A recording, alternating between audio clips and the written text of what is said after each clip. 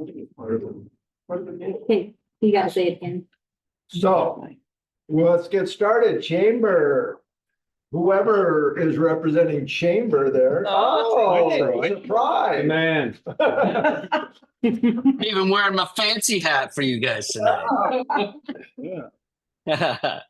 Good evening. You guys look like you have some good chow there. But let me be your dinner entertainment. It seems just like yesterday we were talking about Oktoberfest, and we had dancers and beer flowing, and now what a difference a couple weeks make, right? But just this first weekend, Thursday, or the Friday, Saturday, Sunday of Black Friday, we had 6,000 people, over 6,000 people come into the fest hall and enjoy it. For Christmas Town, which is open Sundays through Thursdays from noon to 4, Fridays and Saturdays noon to 6, up until Christmas Eve.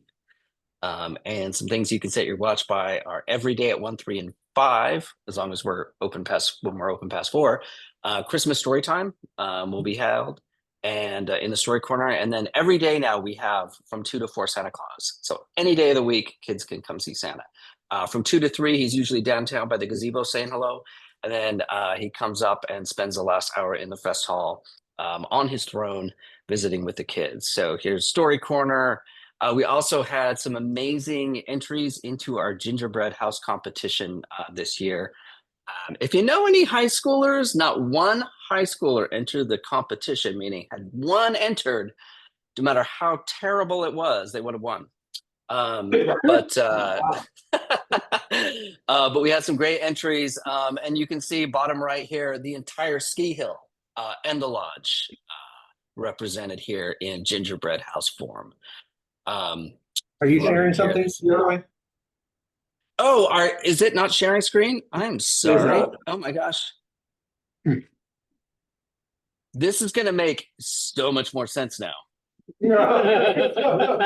Okay, right? Yeah, I was talking about Oktoberfest. Here we are, Christmas Town, 6,000 people in the door so far, just the first weekend.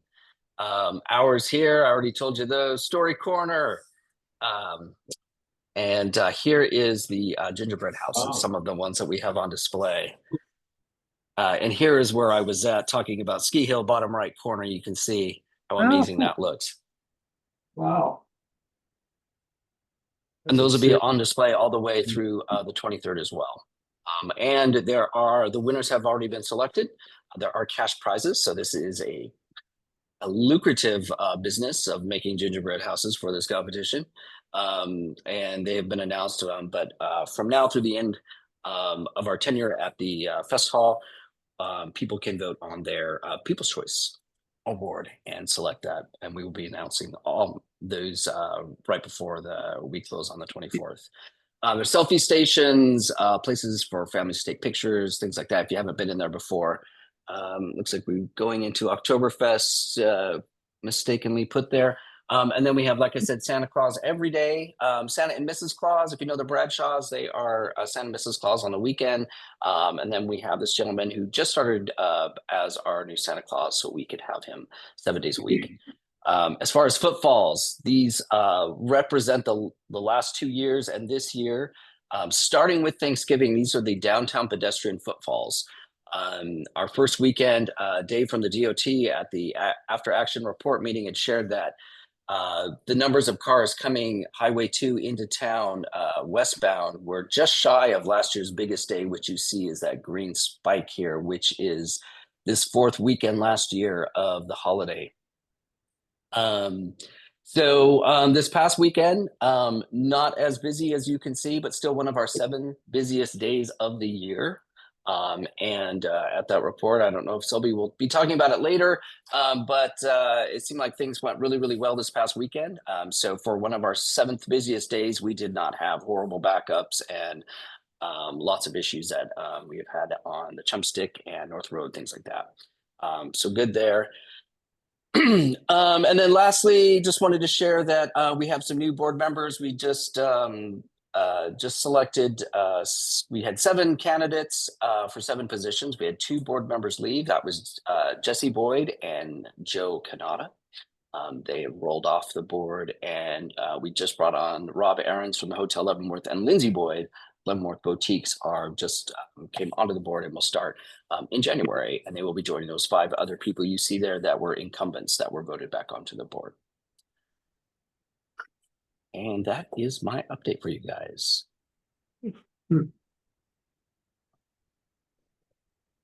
Any Awesome. questions? Trey? Thank you, Trey. Yeah. Yeah. All right. Take a try. All right. We'll move on. Our final review of rate and fee schedule.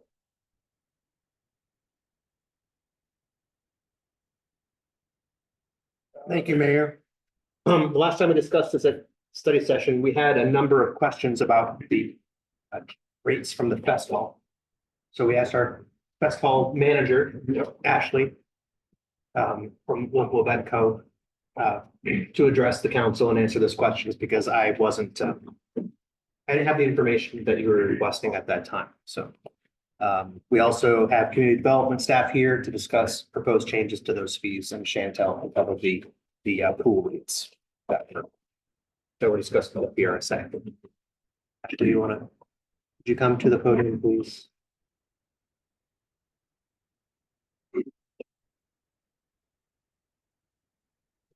I think I'm mostly here to answer questions that I listened to the last month's. Answer questions with a number of things about definitions. Just kind of understanding the chart, some other things. Generally, just to kind of give you a flyby, is that the increase was requested due to just budgetary reasons. There's an increase in utilities and insurance, which trying to cover those expenses. Instead of doing like a huge leap every 5 or 7 years, we kind of figured it'd be nice to kind of gently, introduce those numbers every 2 years, every 3 years if we can. Just to protect the fund balance, just to make sure that we're covering those expenses. This year was not our best of years. But like to kind of show in comparison, we had 25 events last year, and right now we have 23 confirmed events for 2024 or 2025. So I think it was just people holding on to their money a little bit tighter, and so it's already been a pretty good start to the year, even though we haven't started yet. Just a little bit more background to it, and people were asking about like, where do we stand in competitive analysis with like the other venues in the region? We're pretty good. Pricing wise, we're incredibly competitive. The next closest comparable venue that we have in the area is Comanche Convention Center. There are a ton of others, don't get me wrong, but the size, the location, and the fact that it's all indoors is the piece that we have that others don't. So in Comanche Convention Center, their rates sit between $300 and $3,700. So we're right now at $3,200 for our private events, and much lower for our business corporate, corporate nonprofit events. So that's kind of cool. And that's even with the rate increases as well. Sleeping Lady has it's our closest probably competitor, I would say, and their rates are like $1,000 to $2,000, but they have a requirement for food and beverage, and so does Wenatchee Convention Center. So I would say that that is another pretty competitive thing that we have, is that we do not require food or beverage. People can bring whatever caters they want, they can bring whatever alcohol they want with the right permitting. So that's, a lot of people are actually looking for that. And it can lower their costs in a lot of ways for the person hosting the event. And yeah, I think those are kind of the biggest things that you guys have asked. There was a question about the definition of the private event versus the for-profit and nonprofit rates. I was looking over the chart that Sue put together.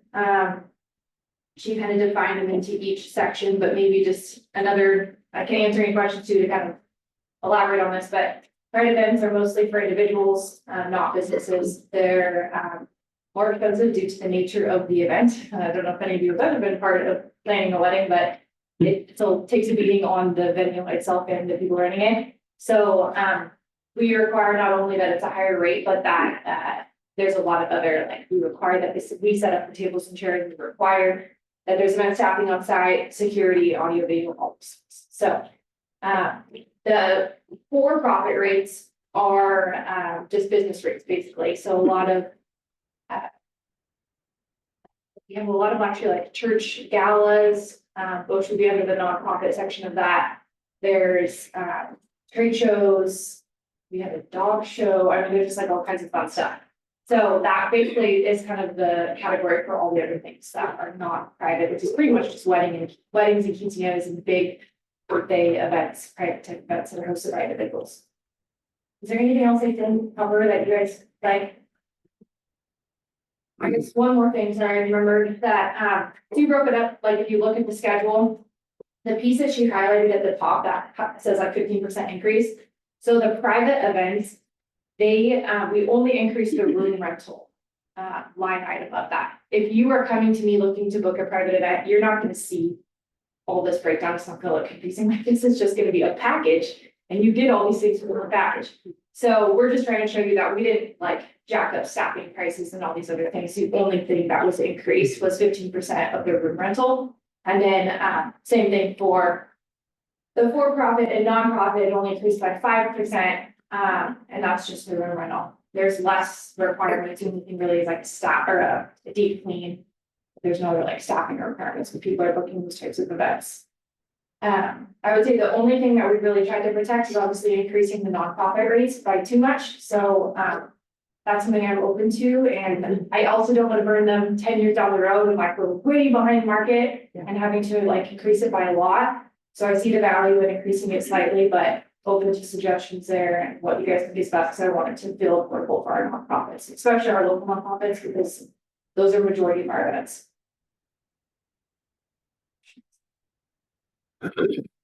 For the year 2026, under private event and celebration daily rental, it looks like the Sunday through Thursday rental price went down. Is that a typo? It says 33.60 and on 2025 it says 33.80. Are you looking within the I'm looking in our schedule packet. itself or just the highlighted page at the back? I'm looking in our packet Mhm. on Right. tab C. They're both in there. Is it this page? No, Okay. You're within the rate and fee schedule. yeah, That I'm could in be the a actual typo. code changes. Okay. Ah, Yeah, sorry. Sorry, that page right now, but yeah. there's- Double check the math stuff.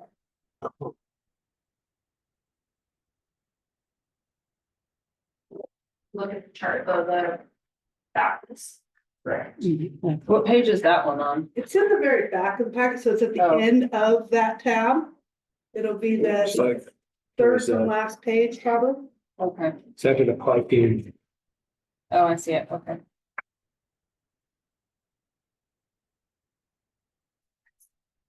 It is the, well, PDF page 30, oh, that's a copy. Yeah. Page 34, Okay. 33, 34, 35.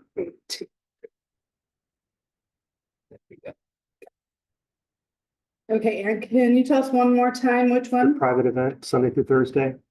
3360? Yeah, it should be 3620, it looks like. Yeah, 3620 would be the jump, would be the new rate. The old rate was 3380. Good catch. Again, I'm not sure what you were. We will. Get that. And then private, Friday, Saturday, 5460, 4980. Those are right. Okay.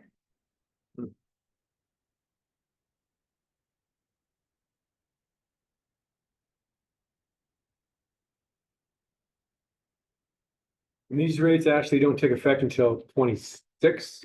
Correct, yeah, they haven't changed the pricing now in 2 years, so the 2000, that's also why she put in the. For the 2025 rates, oh no, that's what you're looking at back here, those are also the 2024 rates, they didn't change.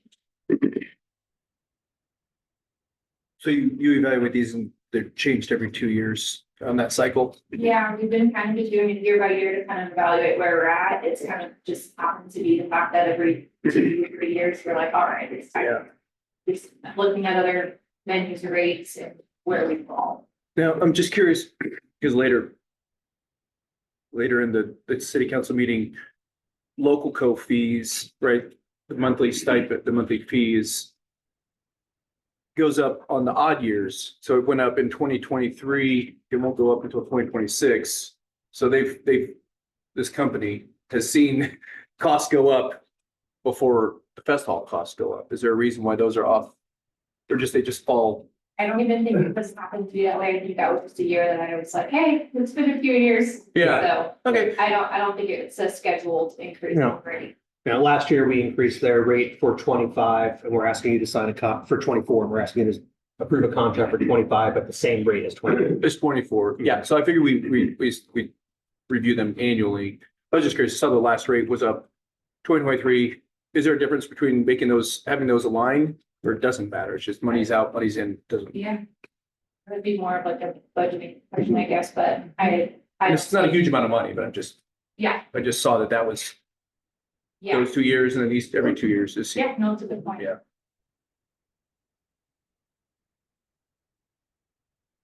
Any other questions? Thank you, Ashley. Thanks. Thanks, Ashley. Thanks, Seth. Thank you. Thanks. Maggie and Lewis? Right.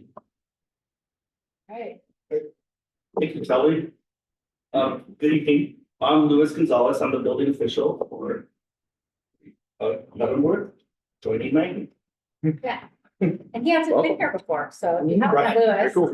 you're getting. Yeah. So I figure I'd show up, introduce myself, put face to that famous name. You can sort of- Yeah. There you go. And so, yeah, we wanted to take this time, just, I don't know if you've had a chance to look through the proposed changes. I relied heavily on Lewis and his expertise on the building updates.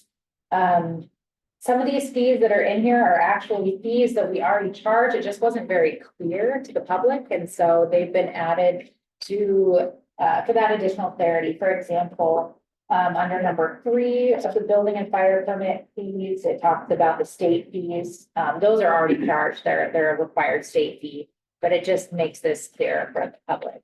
So that's why they've been added there. There's also other fees on number 5 in the building, the additional inspection fees. Again, those are fees that we charge currently, but they're just charged as an additional inspection fee at like an hourly rate. We are recommending that hourly rate go from 50 to 65, I believe, just to cover staff costs and just increases in costs in general. Louis, if you want to chime in on it. Yeah, You can go into more detail on that. we could, just really quick on the $65 per hour fee. That is if we go, off away from our normal business schedule. Or if we have to do any special additional plan review. If there's some major revisions or anything like that. This is in addition to their building permit that's been issued already. But again, like Maggie said, these fees were already in place. They just weren't clarified. They just weren't on our fee schedule. So we want to make sure that we capture all of that. So, our contractors are customers that we look at, what our rates are. And not get sticker shock when we give them the final bill. Does that happen a lot after our inspections? How do you- No, but once in a while you get a few for the bigger projects. If there's a major revision or something like that, or if we need to do any special testing inspections. Like early in the morning when the pump trucks are there, then we would have to show up pretty early. But we're fortunate enough that our building inspector, she starts at 6. So we do cover that cost. I mean, we cover that. So that's your window of operation. Yeah, From 6 so to- from 6 to about 5, and I'm here later Yeah, in the day, so. okay. This also covers like re-inspection fees, so if we go out and let's say there's a number of corrections and they call us back out and they still haven't corrected them. It covers the staff time because basically the way the fees are structured is our inspection, the building covers the inspections that are required. So if we're going out for the same inspection multiple times and somebody's just not making the corrections, Right. it's a way to like make them, encourage people to call us when they're ready. Right. Instead of staff showing up with people not ready. So that's included in here as well. On the, number 5, Yeah, down at the bottom, you've got 1, 2, 3, small. yeah, And in number 1, it says or the total hourly cost to the city of Leavenworth, whichever is greater. This cost shall include supervision, overhead, equipment, hourly wages, and fringe benefits of the employees. Correct, and that would be like for a special inspector, if we hire an outside consultant agency to do a specialty inspection that we're not qualified to do. If the applicant wants us to hire that company, then we would charge them the actual cost and break it down, whatever that company's charging us. But most of the time, what they'll do is they'll hire their own agency, and then we just step back, and then we look at their reports. I'm just concerned about fringe benefits. Yeah, that's for like Anyway, private companies, Yeah. like if we hire a third party coming in, And what would a fringe benefit be? well, whatever they show up in their contract. So Okay. typically, they'll hire their own company, it has to be a third party, and then they'll cover all that cost. But if we're gonna be hiring someone, we wanna make sure we cover all that, and then, they pay for that. So that's why, we put this in here, so this way we encourage them to get their own third party, Okay, if that makes sense. no, it Doesn't isn't. happen very often. Just to It's clarify, very, very rare, but that's, again, those are for some big major projects, for the bigger. I just don't like the term fringe benefit. Yeah. a fringe benefit sharing is all the benefits associated with a person. So for instance, we have health insurance, life insurance, those types of benefits in addition to our salary. And it is a total cost to the city to pay that bill. So we don't want to just charge what the person's hourly rate is because it's not covering the true cost of that employee. Okay, I just would like to see the fringe benefits listed. It varies from agency to agency. Yeah. So Right. Any other questions? I was gonna ask, Yeah. there was a big increase on determining evacuation of, it must have been city property. It went from $125 to $525. Oh, yeah. Oh, Sorry. I'm not sure I'm saying that Yeah, right. It's a big increase because the 125 doesn't even cover the noticing in the paper. So we have to do a public notice, we have to do notices to surrounding properties, we have to post the property, we have to write a staff report. We have to come to 3 different meetings with the council and review it, and then but that was just a breakdown. I went through like how many hours it takes to review those, and then draft the resolutions, draft the ordinances, and work with legal on those. So it really, the 125 didn't even cover Yeah. the newspaper notice. Mhm. The same with the increase for annexation is we now have the board, the boundary review board. And we have to put together a whole separate packet for the boundary review board on top of what we process, and then we have to pay a $50 fee to them to review it. So that is to cover the costs of that additional step as well that we have to do. So with the annexations, we're required to do the public notice, the posting, the staff review, and then put together that packet. We create maps that go with that packet, and that Right. takes time in GIS to do all that in-house.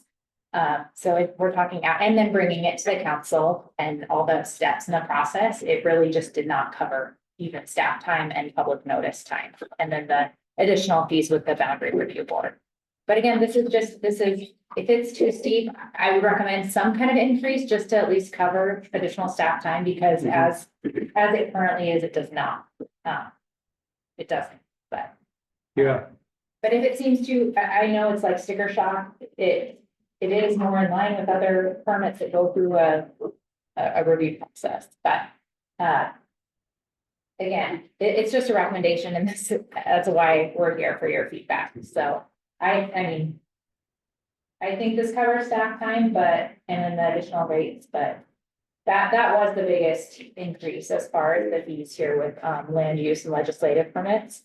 Just to hit on the other ones, parking lot permit with SEPA, again, that got raised just because of costs for public noticing. We have to send it out to surrounding property owners. We have to review it with staff, and and then draft that determination. And a lot of times it's a mitigated determination on significance. It does take time. The parking lot permit went up to 100. It takes about an hour and a half reviewing those. If they don't have SEPA, we're drafting a notice of decision. Again, there's a lot of time spent on these, and the home occupations, this is something I actually wanted to ask you guys about. So right now, we don't charge for those, and we get a lot of Group A home occupations, and we write a notice of decision for every single one. And we require an application. We have to make sure that what they're proposing meets the code. So it does take staff time, and right now we're not getting anything for that staff time. And so I just charged almost like a half-hour rate. I kept the rates the same as building, that 65, just to keep it the same. Yeah. And so I put it at 33, which is kind of a random number, but it was kind of the halfway point for about a half hour, which still doesn't totally cover it, but it gives us something. And I felt like it covers staff time and is still not a huge burden for somebody to get that home occupation. It's a one-time fee. They don't renew it. They get their business license every year, but once they have that home occupation, they're not reapplying every year. It's a one-time fee. Did you take, did you go through an audit for that example? There's a great example of, wait, we seem to be spending more time the past several years. Did you do kind of another audit on this? I could even print that off for you to, if it would help to see. I don't know how diligent people have been with putting their time in, but our permit tracking software allows us to put in a time that we spent on a project and on these different types of permits. So you can that's see why- when things shake out, if there's things that you need to start charging for. Yeah. That's what I'm asking. You found this one, are there others that you've come across? Yeah, so that one, the Group B home occupation, I bumped that up 100 just because the public notice is almost $100. And then there's the noticing to the surrounding property owners, 300 feet, and we're paying postage for that. Plus the staff time to draft the decision and to draft the notices, to review the materials, to respond to comments.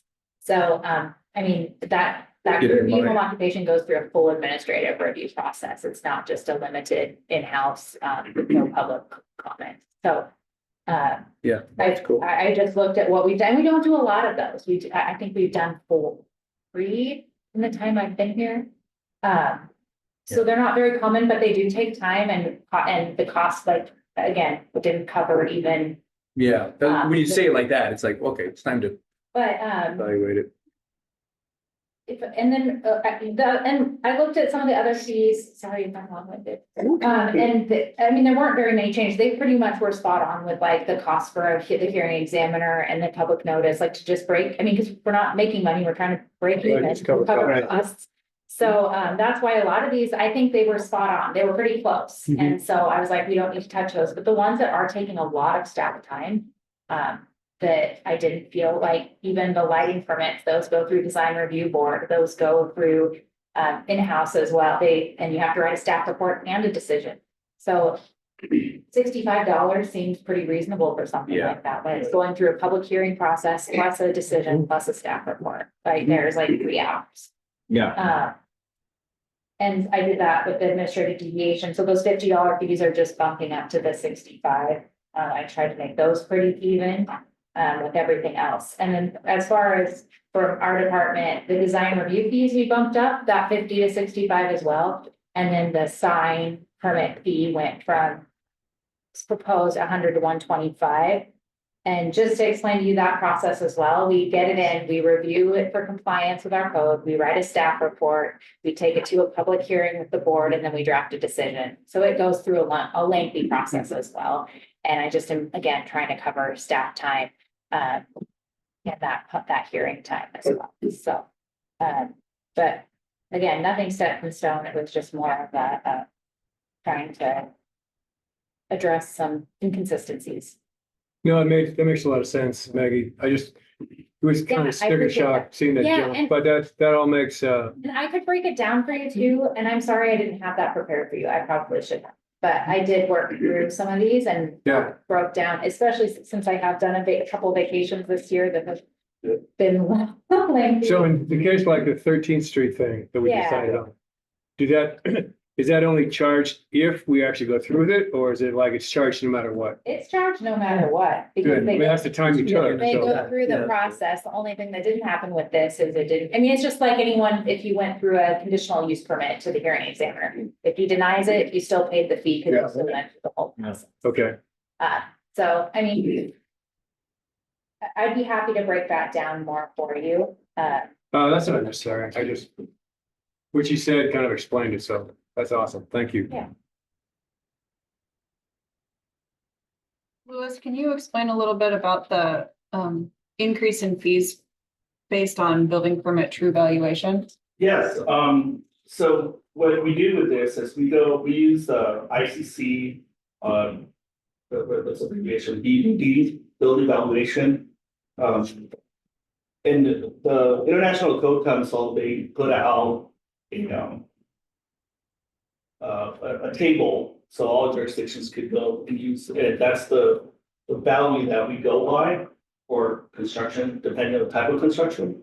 So for residential, right now it's at $168 a square foot. We don't use the market value. Again, we're not here to, make a profit. We just want to cover our costs. So that's why we use that. So by using that table,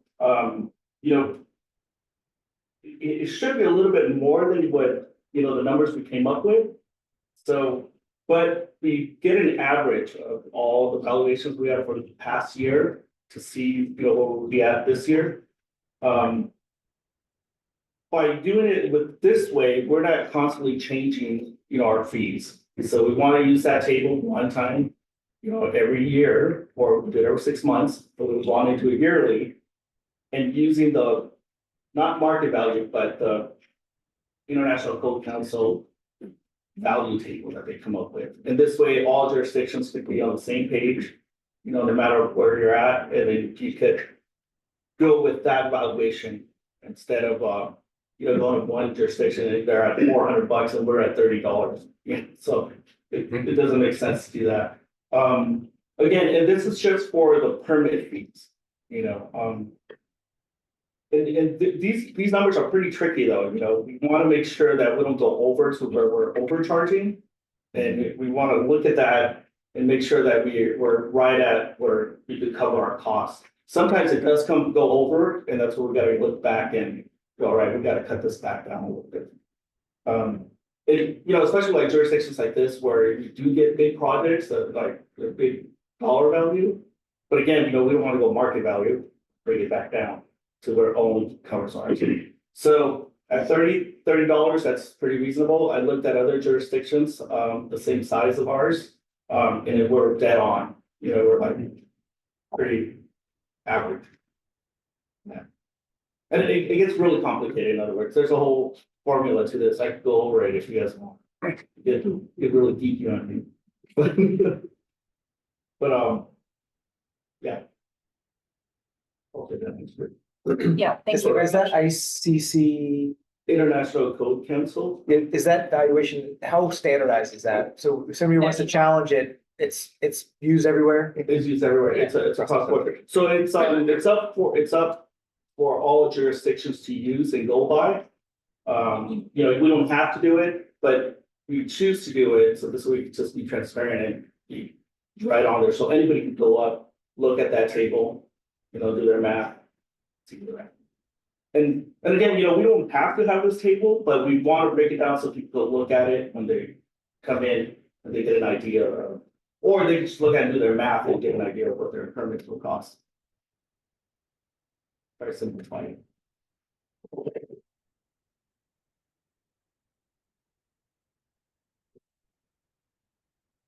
Good questions. I think I don't know where this is in the fee schedule, but where is the pricing associated with the pre-approved residential footprints that we have? Yeah, actually, it's in there. Residential miscellaneous fees. Yeah, it's actually. So page 5. Thank you.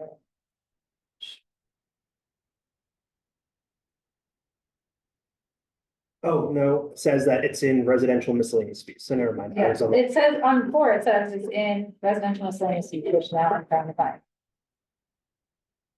which is on page 7. 8. What page is this, Elvin? At the bottom 7 onto 8. Because they don't have page, Pre-approved accessory dwelling unit, $200 yeah. per plan review. It's because the title of the section That's is on the another bottom page. of page Yeah. 7. That's how I missed it. I was confused by that too. Let's go. We have that in there. Okay. So, it's just a flat rate of $200? Okay. And have we gone through and had those updated to the new IDC? Yeah, yep. Awesome. Do we have any takers on those?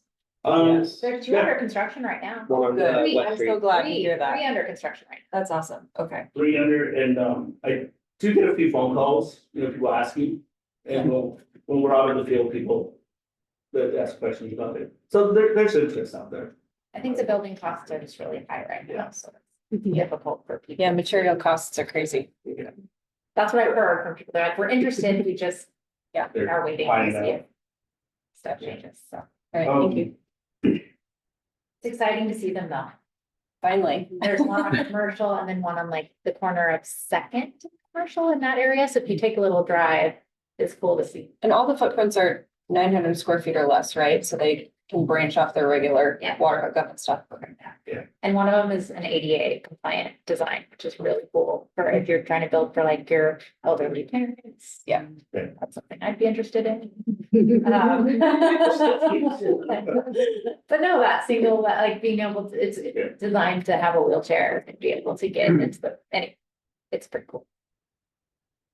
Yep. Do you guys have any more questions for us? Questions? Well, Or any recommended changes? That would be great to know too. This okay. So one thing that we would like to share is this does not cover our technology fees, for our software, equipment that we have to use out in the field. So Maggie and I, we've been really looking at this,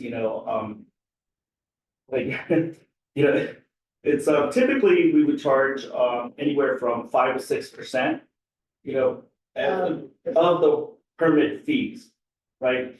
So, but just crunching the numbers, again, these numbers come up a little high in our opinion, so we're still working on that. And that's why we didn't add it to this here, because we felt like, okay, well, this is a little high for us for now. So, so I guess what I'm trying to say, this is coming in the near future. We're gonna do a little bit more of a study on it and see where we can meet that, have that median. But it comes in high, but it comes in realistic, right? I mean, that's, Correct. there's a difference between Yeah, finding a profit in it and it coming in high because these are the costs. right, and that's the thing, it's like, it's the cost of building, right? That's part of it, but, we looked at some numbers and it felt like, oh my gosh, you're paying like close to $1,000 on technology fees for your single family home. There's an old saying, don't spend your customers' money. I mean, this is just, Right. I'm just saying that it's, We're just trying to find. we're that balance. covering, I appreciate that. Yeah, so we want to find that balance, right, where it will cover our fees. Yeah. But then we want to go too way over where we're making a profit. Yeah. If we're making a profit, we're doing something wrong. Absolutely. That's Yeah. it's kind of weird, but that's what it is. The technology fees, is this something that you're gonna have on every project? No, not every project. If your valuation is under $10,000, you don't get that charge. If it's over $10,000, then that percentage will be in there. And that's a percentage we're working on right now.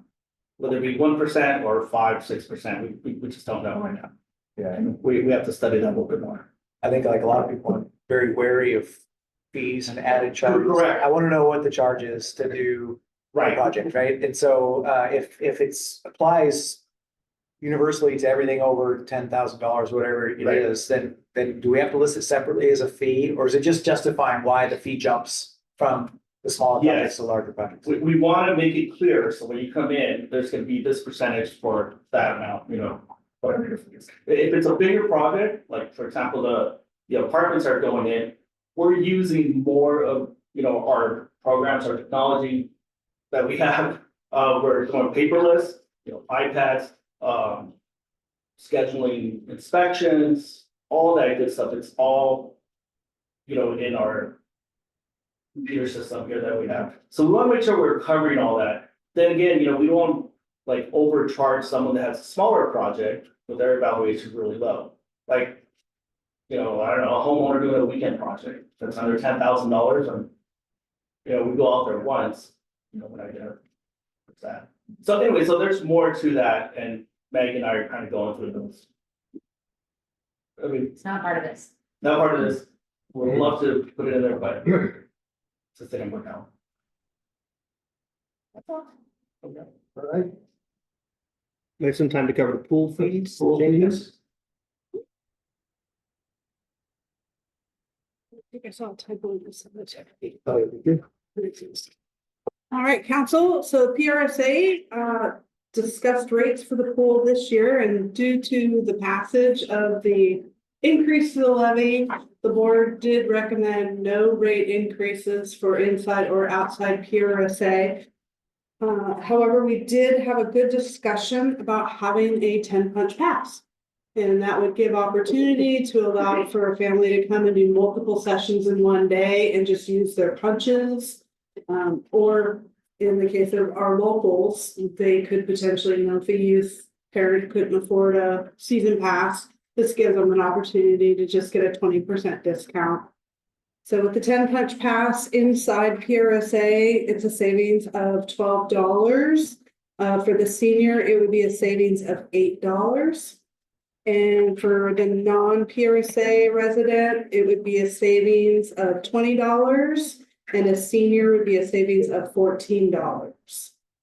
In addition to that, they did look at the swim team prep fee, and I just want to clarify, it says swim teams, but it's not the swim team. This fee is actually youth that are preparing to be on the swim team. And so it is slightly different. It's not the actual prep fee that the swim teams pay per person. When we look at the history of that, we had not raised that in, I think it was like 10 years. So they did do a slight increase from $65 to $75 for that. And that does include a series of classes. It's not just one swimming session. It's somewhere between 8 and 10 sessions for the whole $75. So it is a really good deal. Yeah. Any questions on pool? Nope. Any questions on anything else on the rate and fee schedule at this time?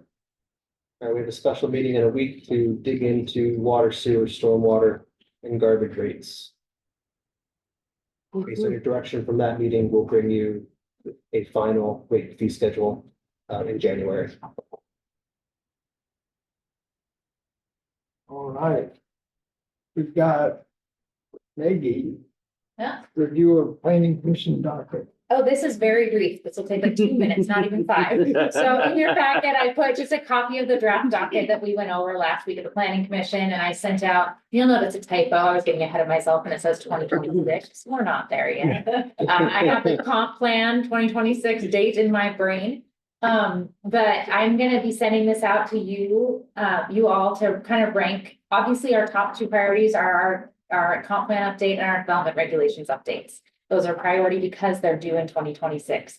But we also wanted to throw some things in there that maybe are some other projects that we could look at as we work through, because the comp plan, we're having to do some reports and studies, and we need some other filler things to work on. So that's where we need your help. I've received almost every one of the planning commission's rankings, and so I'll be sending this out this week to you all. And this is just a heads up. So you'll see it in your packet, but I'm actually going to send a PDF, and you're just going to drop down to rank. So the top 2 are already ranked for you because they're required. So you're going to rank 3 through 10 for the other items. These are not set in stone. We're going to have a joint meeting next month where you guys actually get to dig in, and you could add to this. You could remove things from it. That's your guys' time to discuss. And then at the end of January, we'll actually adopt the final docket. So what I would love is when I send this out, if you can get me that ranking in the next, I'll give you a by when, probably a couple weeks. Next year? Huh? Next year? Yeah, right. Planning committee, we're gonna meet again on the 8th before we meet with you all on the 14th, I believe, for the joint meeting. So I just wanted to give you a heads up, and if you have anything that you want to see on the docket that is not there, also email me and let me know. That'd be great. That's all I have. Do you have any questions for me? I had a question for you, Maggie, on, so the inclusionary zoning, Yeah, emailed you about that. yeah.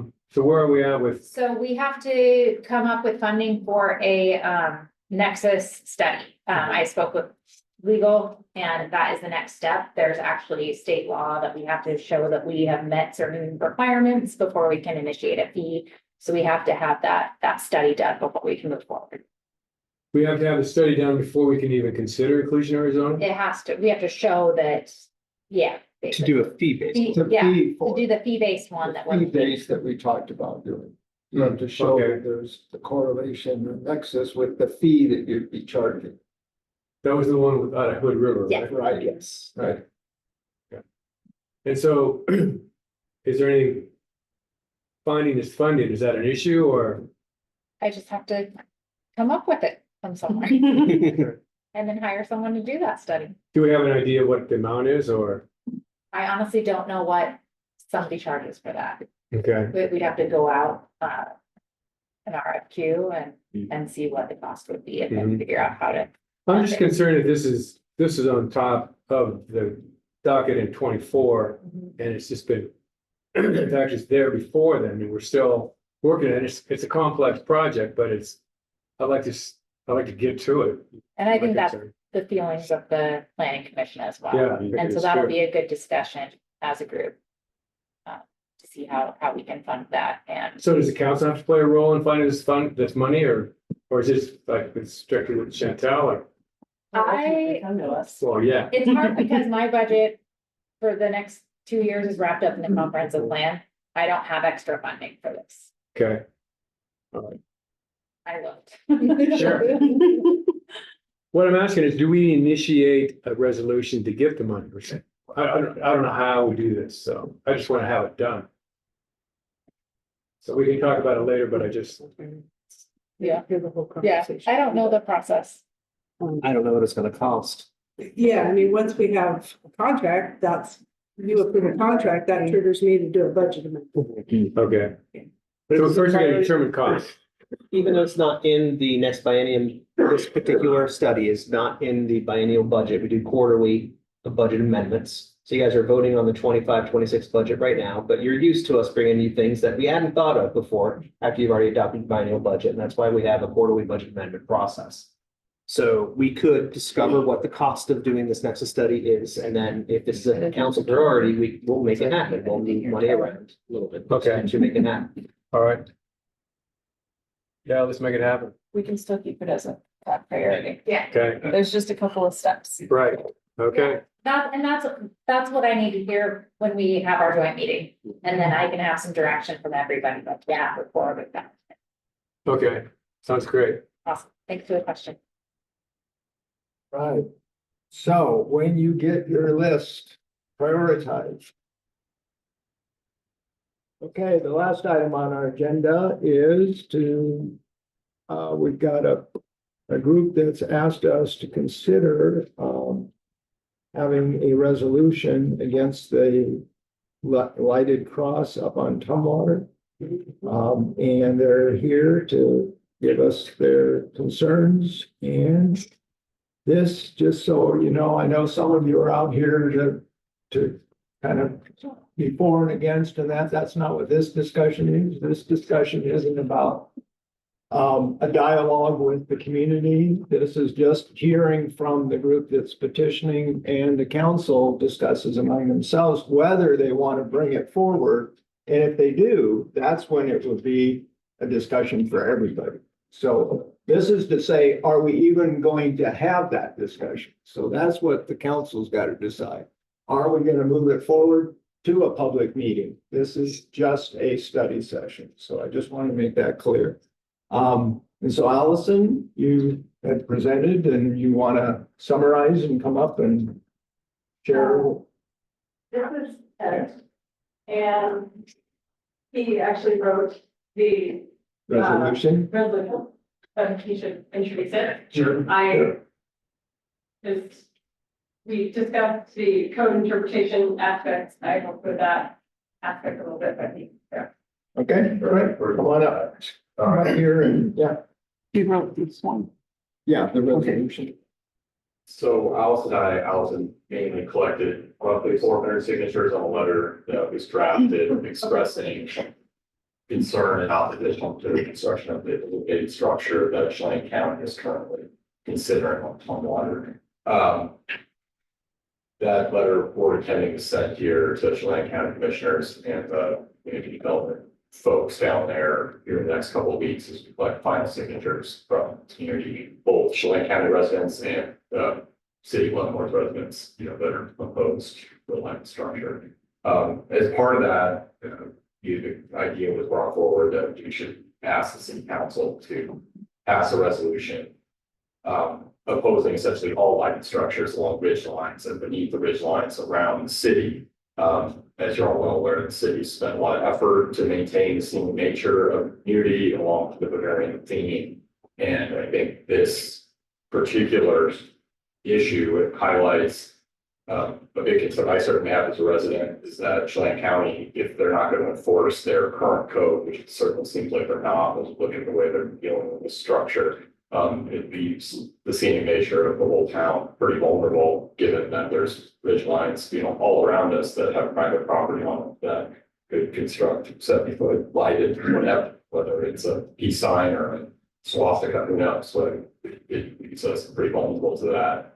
And anybody that's driven down by the Malaga across, which it sounds like these folks sort of want to mimic, it's a thing to be seen, certainly in the middle of the night. It shines out pretty bright. I can't quite imagine having that shining in my kitchen window. So this resolution is essentially just laying out multiple reasons for why these types of structures shouldn't be permitted within the county's jurisdiction that would impact the city of Leavenworth. I recognize that some folks might say, well, the city doesn't have jurisdiction of this, but I saw a few months back, I know the city weighed in on the Climate Commitment Act. The city doesn't have jurisdiction over that either. In my opinion, the council is here to certainly use its platform to advocate for things that help protect our way of life here. So, any specific questions about the project, certainly happy to answer those. You have any questions of the petitioners? And then as again, the discussion is for you to have with each other as to whether you want to bring this forward, and then it would be an action item, and then it would get into the discussion of for and against. This isn't the time that we want to get into those discussions. We want to get into whether or not you think it's a valid thing for the council to consider. I have a question about the draft resolution. Sure. You mentioned in your little synopsis that you believe Chelan County may not be following their own adopted code. Yep. How come you didn't address that in your resolution? I wanted to keep this resolution basically essentially a statement of the city council's opinion on any structures, not just particularly the water costs. That's why I didn't mention that. I don't know if want to get, I certainly could be drafted to do that, but the letter that Alice and I put together, it states the reasons why the Chelan County is currently not following its own. And we are dealing with potential cost of 70 feet high lighted. Is that what we got? That's, I think, what we're looking at. Questions, comments about, again? How do we enforce it? How do we enforce it? We don't. Well, it's not- This is not a resolution of enforcement. This is a resolution stating our opinion, That we don't, either for or against. we don't want the whatever. county, we don't want anybody in adjacent properties to the city of Leavenworth to build lighted structures, right, essentially, Well, right? Adjacent, we don't want, ridge line. is that Leavenworth? Ridge line. We own the ridge line? No, So adjacent to our city, we don't want people to build lighted structures, is what this says, right? That's our opinion. That's what we're saying. that would be what this, if you pass this, The question is, like I said, and I know, it's not within city limits, but as you mentioned, we don't just limit ourselves. I mean, we have comments when we open up this meeting. We allow people in our greater community to come and talk to us about issues they're concerned about things that happen. So, I don't think that you have to say, oh, because it's outside city limits, we don't get involved. It impacts city limits, just like what we do impacts the people outside. And we take that into account when we make decisions. So again, I think that the issue is just whether or not you want to get into it with the community and hear both sides and then decide whether you want it. Well, as the newest member of council, I can tell you it's an interesting time to come on board because I have heard from the community on so many levels on this issue alone and almost no feedback on any other issue. So to suggest that this is not impacting our town would be kind of putting our head in the sand. I think that we should bring it forward for discussion because I think it is a big impact on the community based on all the feedback I've gotten on pros and cons. Every different perspective on it, I feel like I've heard in my short time on council. Right. Awesome. Well, No, we're not gonna do the discussion. Yeah, no, this will be whether we bring it, but So, I think Maggie can.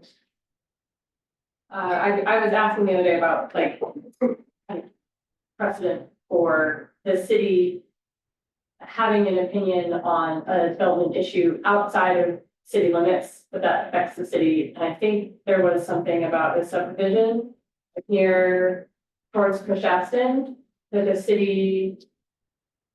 We partnered with Friends of Leavenworth in a lawsuit, and it wasn't in the city limits. Yeah, there was like a resolution by the council, and it sounds like that did affect the course of the county in following their own code. Yeah. So that's essentially why we brought this to you, is because having, giving the county feedback on an issue that is outside of your jurisdiction, but that impacts you. You guys, providing your feedback to the county can kind of. yeah, that was a good example. That was from the Growth Management Act into the Growth Management Hearings Board that we took them and held them accountable for, again, their own codes. And it was definitely outside our immediate jurisdiction, but we felt it had important impacts to our city, so. Did you think it would be more important or meaningful to include the specifics of how the county is violating their own code by I would like that, yeah. accepting the permit in the first place, and the way that they're reviewing the permit? We can add that. what is the teeth? I understand it's a gesture, right? Is really what this is. Yeah. And so I think that I would think that Chelan County has an understanding or has eyes on this, or a phone call from the mayor of Leavenworth. This is an issue. I mean, this has more teeth. Why does this have more teeth than anything else? I'm just wondering. Because you're a political body, that's why. It does help. It does matter. I don't think Chelan County cares. That's what To be it's a honest, gesture. It's a gesture. At the end of the they day, don't. and again, you can look at this. Whether I I think believe it- it I should think be it a has lighted to cross or go- swastika or not, it's comes back to the letter of the law, where we at, where our jurisdiction is or isn't, and I don't know. I'm I trying to think figure the out what this really conversation has the development is. potential to be meaningful to our community so that both sides can be discussed, but I don't think this will be impactful of Chelan County at all. Yeah. I do think that before we close this topic though, because the resolution drafters were able to speak, we should also allow the property owner to have. Sure. I would like A to few add that minutes. there's an issue with Washington also, that it seems like having this resolution passed would maybe help them be motivated to enforce the Scenic Highways Act, because this is clearly going to be a sign of the visible from Highway 2 from both sides of the Water Canyon, probably all the way down to Shasta. And that would be a violation of the Scenic Highways Act. That very area, but so it's not just showing up. So we would say a comment, but we're not gonna get into the back and forth. If you just want to make a statement, but. And if you want to, come on up. Let That's fair. us know who you're at, who you are. I'm Rob Johnson, the owner of the property that the local prayer group wants to put the cross on.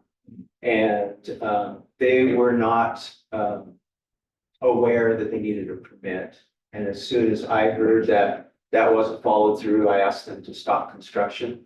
And I researched, I called Dina Walter, who's the head of the planning department, and said, we're stopping the construction.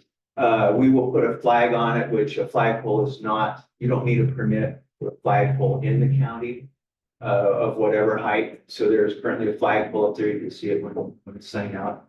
So we tried to do that to alleviate any concern of violating the code. I would say that I'm for any resolution that improves the community. And if this resolution does that, I would be all for that. One thing I would be concerned about is what if the county wants to turn around and do a resolution on the 500,000 lights that we have here?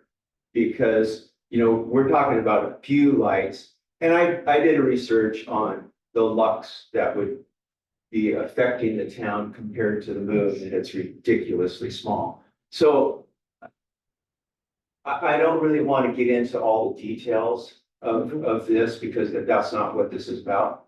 I would like to say one thing. So our family has been concerned about the promotion of Leavenworth and the Bavarian theme and all of that. And there are thousands of crosses, summit crosses in Europe.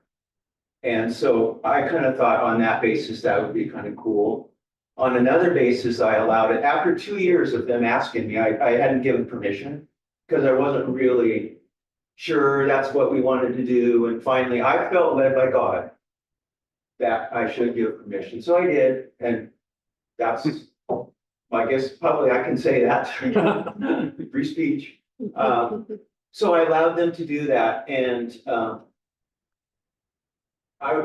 my concern for the view in Leavenworth was exhibited in 1994 when we had the big fires. And there were a few smoke columns rising up from Tumwater Mountain. And I was concerned about it. So I got in my pickup, I got my friend Paul Heron, we went up and drove up and down the mountain. There's one road in, one road out. And I saw some little fires and I thought, this is something that should be addressed or that whole mountain's gonna go. And so I called the Forest Service and I said, hey, there's just a few little embers burning, a few little fires that could be put out and could stop the fire. They said, well, we got people up there working on it. I said, well, I was just up there and there's only one road and there's no cars, no people. Well, let me get back to you. So they got back to me. They weren't going to fight it. So at that time, we went on the NCN, we had 100 rooms full of national media that were, news, and they were watching and reporting on the fires constantly because it was a huge thing nationally. And I thought that letting that burn was a travesty for the view of Leavenworth. So I called Mike Sika, and he was the city administrator at the time. And I said, Mike, this is terrible that it seems like they're wanting it to burn or to let it burn. And he said, yeah. And I said, I want to talk with the leaders because they're out of fish. Actually, they had a group where all the leaders were the Department of Ecology, all the departments were out there. And he said, okay, well, 6 o'clock in the morning, meet me out there. So I went out there and we had a big discussion. The environmentalists wanted it to burn. And there was a big argument between the leaders of all the departments. And I told Mike, I said, you know, this is a story to me that they're gonna let this burn. I'm just devastated that they think burning that it's gonna ruin the view from Leavenworth for generations. It's gonna be horrible. And, you know, some people agreed, some people didn't. But it kind of pivoted on Mike telling them, Rob will share the story with the news people, and we were friendly. My dad played the horn with them, ate breakfast with them. And Mike said, you know, this will be a story, so I think we should not let the mountain burn. And so they agreed. I said, I won't say anything to the media. You guys get up, put those little fires out, and then we'll have a beautiful mountain to look at. So I have put some effort into trying to keep the community looking good. And what the cross is going to be, we don't know yet. It's still being designed. So I don't know if it's lit. I don't know all those things. I wouldn't like to see Chelan County do a same resolution on Leavenworth that Leavenworth might do it. Because we have 500,000 lights and this would be a little different. I'm fine with this going forward. I have no problem with it. I don't really want to argue all the points. At some point we might. There are a lot of things in there that just look at carefully, because all of the private property that is on any mountain is being opposed by this, which is fine, we can do that. But any mountainside property, if you want to build a house, you can't have a light on it. If you own property on the side. Read the last of it, that's at the ridge and below the ridge. So I think it's important to know what actually it covers. And I think you make a good case for why it should be brought forward and discussed further.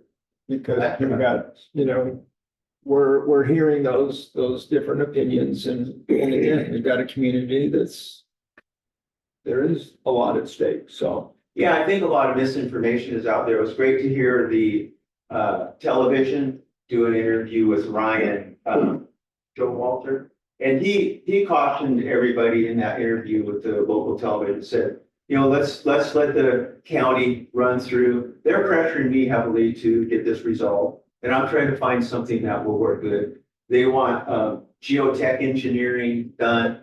Well, this time of year, it's a little hard to get a geotech engineer to approve or disapprove. So there's some delays with regard to weather. And it doesn't mean it couldn't have been done better. It should have been done better. How it was done was just out of not knowing the rules. There hadn't been any permit for any of the lit crosses in the county. So the precedent, it wasn't there that we didn't follow. We followed the precedent. But as soon as I found out there was something wrong, I sent emails and said, stop construction. And I tried to get a call back from the county. I didn't get one. Have one. Okay. No, we're not gonna get it, no. Thank you. Yeah, thank you. Thank you. We appreciate it. 30 seconds, 30 because seconds. we're not, this isn't the time for going back and forth. I just wanted to say, you're not gonna find anybody Yeah. more dedicated to the principles of this town. His family's lived here for decades, as you know. And they contributed dramatically to the character of this town. And I've lived here for 50 years. I feel like I'm a resident of Leavenworth, even though I'm not within the city. I used to be on Cascade Avenue. But at any rate, I'd like you to look at this resolution very carefully. These people indicate that they have 400 signatures. Looking at some of the signatures and the comments that I received, these people were not from Leavenworth. They were from the west side and outside the state of Washington. So to say that we've got 400 people, I just wanted to look at the resolution. I know, carefully and because you are you're setting going a back and precedent. forth. You're You're gonna going be back. setting a precedent if you go forward with this. That, So that this, wasn't just, the letter that we referenced with the signatures is completely different than the online petition. right, the online could have been done by Thank you, anybody. Mayor, for letting me talk. Yeah. Um, Okay. And I If think, I can I just, haven't made a comment yet. can I have one closing comment? Like, real quick, so because there's still some comments up here, so. the issue, I agree that, you know, the resolution as drafted is not like a final product, it is a Right. draft, and I'm very interested to hear ways, that it should be changed before considering it further.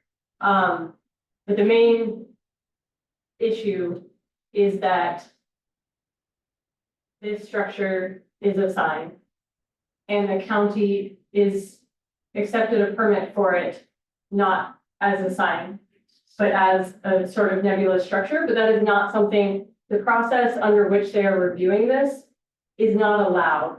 Like, they are violating code by not reviewing it as a sign. And if it was a sign, it would not be permitted just outright. And that's why the county made a conscious choice to say, we are not going to adhere to our own code. We are going to make an exception for this particular structure.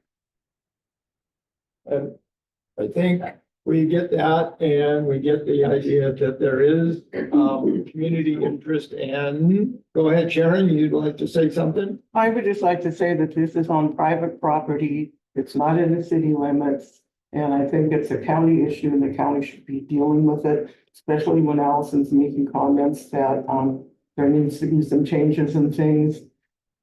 If we vote on this, then there's not gonna be any changes and things unless it comes back. So we're not just filling out a blank sheet of paper, but I would caution us to let the county handle their business. We've got enough city business to handle ourselves.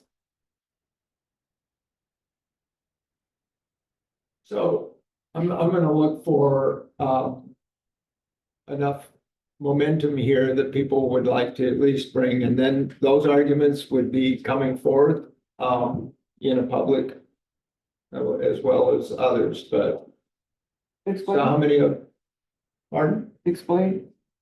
That this would move forward, and those arguments for and against it, whether we should or shouldn't, would be done in the public, and there would be a vote one way or another. Versus just, and that's what we're here to really do, is say, do you want to keep moving this forward or letting it just die away? And again, saying it doesn't, we have nothing to do with this. I would say, from my perspective, that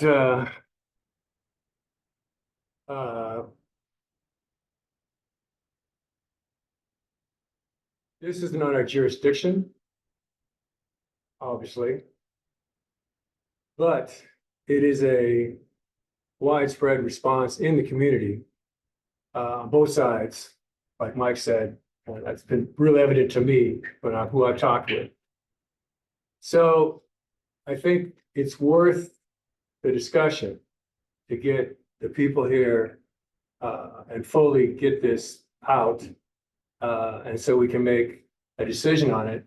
I think trying to sidestep it and close it down as much as that would be so much easier. But I think in this one time, yeah, we do have a lot of critical stuff to do. But I think this is one of those things we need to deal with. So I would say we deal with it. But we don't have to deal with it. And I only disagree that it, just with me, I guess the way I am, and I believe in this, it's kind of starts and stops with, it's the county thing. And I think that we've seen with UVAB, with their support with getting it on the levy, getting the levy passed. There, and it's not like there's a lot of community for and against it. I think those are the pressures, I believe, more than a a resolution that we pass it has really no teeth and political, I understand the backing of it, but at the end of the day, they know and we know and everybody knows full well, there's no enforcement that we have. I think the community can get involved and send letters to the state and the county and they can do it. And it's not a city of Leavenworth responsibility. I think sometimes when you have neighbors, so in this case, we're just talking to our neighbors. And Right. we can have conversations with our neighbors that I don't really appreciate you leave your back porch light on all night because it shines right into my window. And they don't have to turn the light off. But it's okay for me to ask. I think that this is an example of something like that. We're not coming in and saying, I'm gonna call the big bad wolf on you. I'm gonna do something. No, there's no punitive. It's just neighbors communicating with neighbors, just saying, hey, it'd be really nice if you did your job on this and didn't sweep it under the rug or give it some special pass because it didn't get the due process that it's supposed to get. And I think that's just it, communicating with their neighbors. I would like to bring it forward for discussion.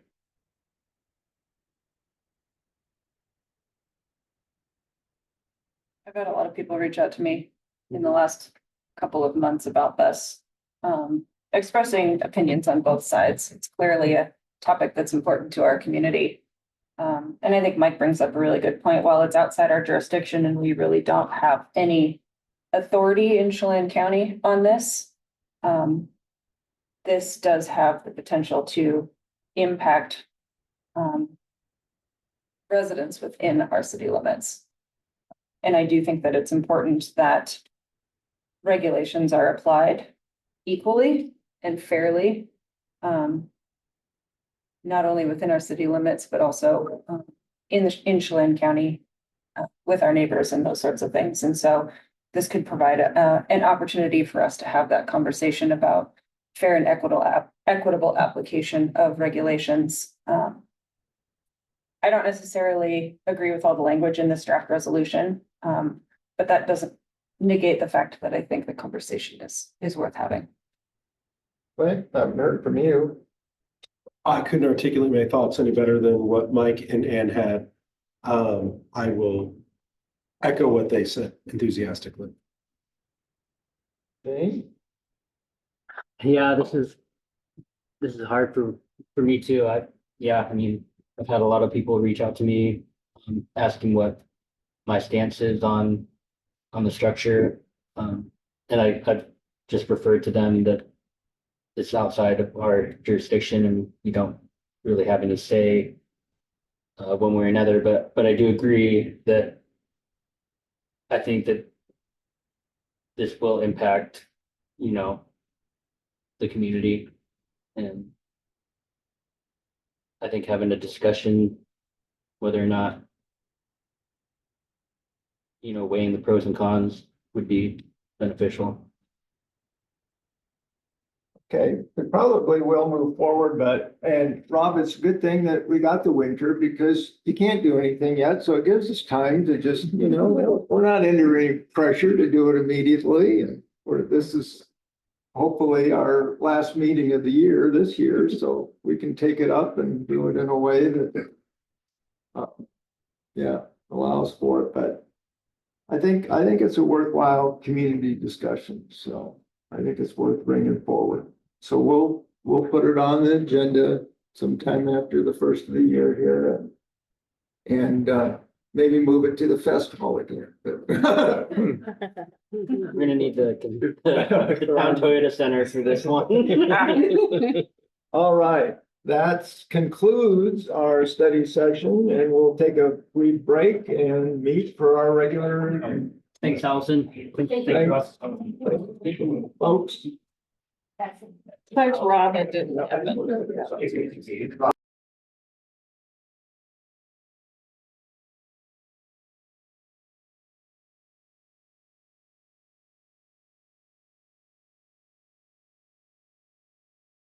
That's right. Looks like an executive session. Call the meeting of the Leavenworth City Council to order. Please stand for pledge of allegiance.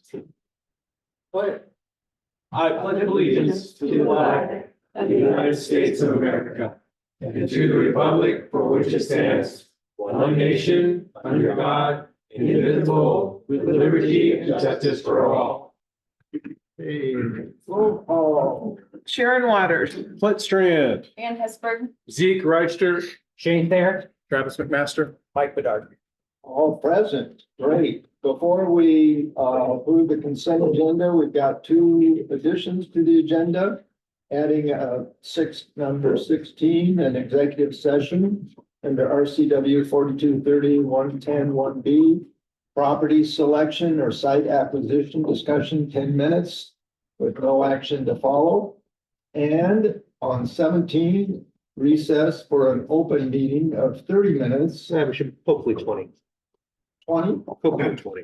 Okay, we're gonna start at 20 to recess for a closed meeting under RCW 4231-44B for planning or adopting strategies related to collective bargaining as part of such negotiations. When we open back up, the meeting reconvenes, there is possible action to follow on that. With those two additions, I would entertain a motion to approve. So moved. No, you have to say the whole Oh. thing. I move to approve Thank you. the amended agenda. Second. Okay, moved by and seconded by Shane. All those in favor, let's see your hands. Passes unanimously. Great. Comments from the public on items not on the agenda? Do we have anybody On Zoom, I see nobody with their hand up on Zoom. Anybody out here want to talk? Okay. We'll go then to our next item, which is a public hearing, Local Project Review Act. December 10th at 7 PM, public hearing. Maggie, you're going to provide a staff report. So thank you very much. I did discuss this briefly with you at our last meeting. These are changes to chapter 2107 and 2109. And this is in response to Senate Bill 5290 that amended the Local Project Review Act, which is RCW 3670B. These changes, they're fairly small, but they're important. This brings additional what's the word? There changes toward permit issuance and more reliability for the public to be able to understand the process and the timelines that are associated with those. So currently, our code requires us to process a permit within 120 days, and that's from the date it's determined complete until the date a decision is issued. These changes in state law actually change that timeline based on the type of project review it is. So if we have a limited administrative review, which is defined in our code as like a boundary line adjustment, something that doesn't require a public notice or a public process. It's just something that's done in-house. That timeline is now changed to a 65-day review for staff rather than 120 days. So it reduces that timeline. It helps process things quicker. It's really favorable for the public and it holds us accountable for processing things in a timely manner for people. With the second is the full administrative review. That's like your short plats, ones that don't go to a public hearing, but have a public process. And those would go to, I believe it's 100 days in the new code. So it's still a shorter timeline, again, helping that predictability for folks.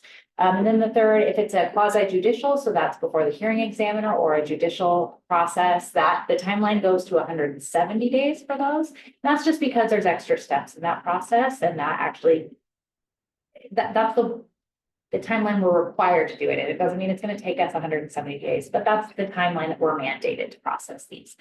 The new state law does require some jurisdictions to provide reporting to show how they're meeting these timelines. I don't believe we are required to because of our size, but it's something that I want to do as a community development director to show you that we are meeting those timelines. And to show that we are, because this is for the public. So I think that's really important, and that's something, yeah.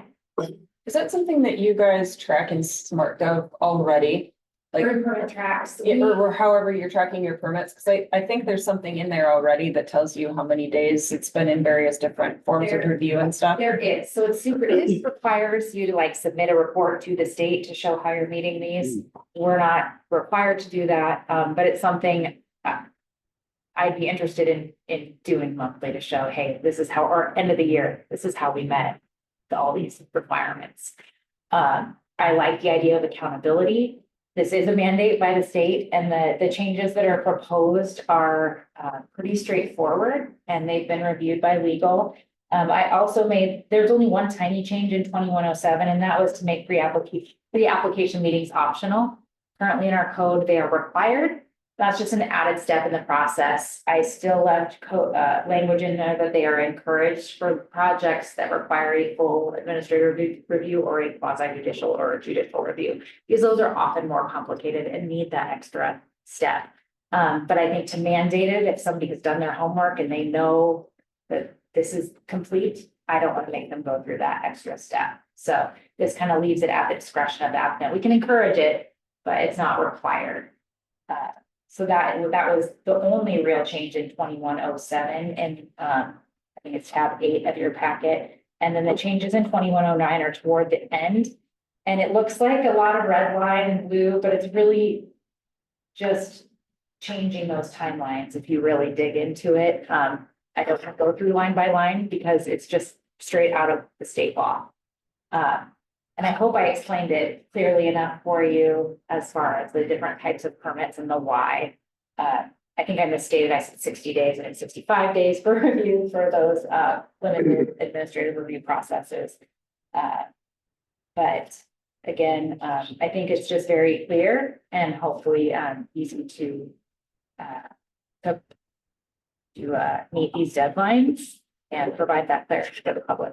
So that concludes my presentation to you, and I am available if there are. Any questions or comments? Anybody? Again, it's something mandated, so it's not like we got a lot that we can do, and it's going the right direction, right? It'd be one thing if it was saying that we're gonna lengthen things or doing something crazy like that, but it's just trying to tighten things up, so. Any comments or questions from members of the public? If not, we'll go ahead and at 7:11, we will close the public hearing on the Local Project Review Act and move to our business items. Again, our resolutions, ordinances, orders, and other business. And just a reminder that we do all of these with respect for each other and acknowledgement that it's okay to be in disagreement. If you've got comments, you must be recognized by the chair and address the council as a whole and not to the individual. And keep your comments focused on the topic that is being discussed. Our first action item is an adoption of our biannual budget. Chantel. Thank you, Mayor Floyd. So council, before you is the total budget for the entire biennium adopted at the fund level. So a total budget of $110,329,153. As you know, there's still a few things that could potentially change these numbers. That includes your rate and fees, and then also the bargaining agreement with salaries and wages. I do feel pretty confident that we should be okay from the salaries and wages perspective. Of course, depending on what you guys do decide with rate and fees, that could have a dramatic effect on some of those funds. Chantal, do you think that we should move forward with this ordinance with the rate and fees still outstanding and the Yes. negotiations on the salaries? Yes. By law, so you're still gonna have your staff. Yeah. And we're pretty confident that we've budgeted enough to cover what we're going to present for you. With the rate, the utility rates. This budget incorporates the staff's recommendation for the full rate increase. So if you guys choose not to go with that and you do something lesser, Andy and I will be looking at those particular funds that are affected and we will just realize that those projects will not come to fruition.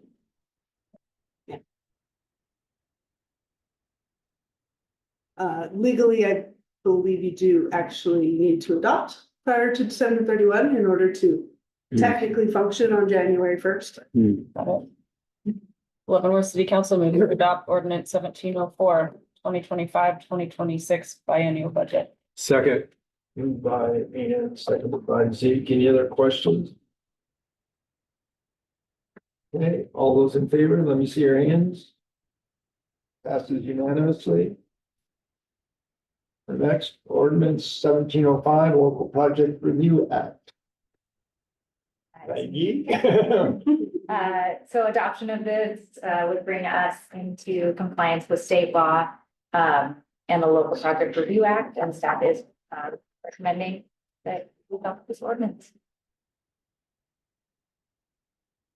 Doing a motion. Leavenworth City Council moves to adopt ordinance 1705, amendments to LMC titles 21.07 and 21.09 in response to the Local Project Review Act. Second. Ooh, wow. That was close. Yeah, that was. Got it. I'll say Zeke. You need It Travis? wasn't the. I wasn't in that. I wasn't- I'm just messing with In there. Shane was and Travis. Susan. how's that? No, I wasn't. I was waiting. Okay, any other questions? All those in favor, let me see your hands. Passes unanimously.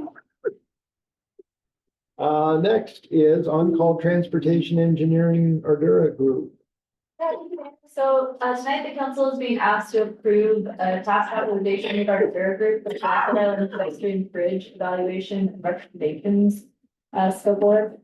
So I provided these pictures. Hopefully this can paint a little bit more of a clear picture of what's going on here, but on the western side of this bridge, and I'm not a structural engineer, so I'm using all my best terms here, but the column that you see, that piling cap has scoured out. So really that piling cap, the concrete structure in the second picture, should not be eroded like it is. And those pilings should not be scoured to that point.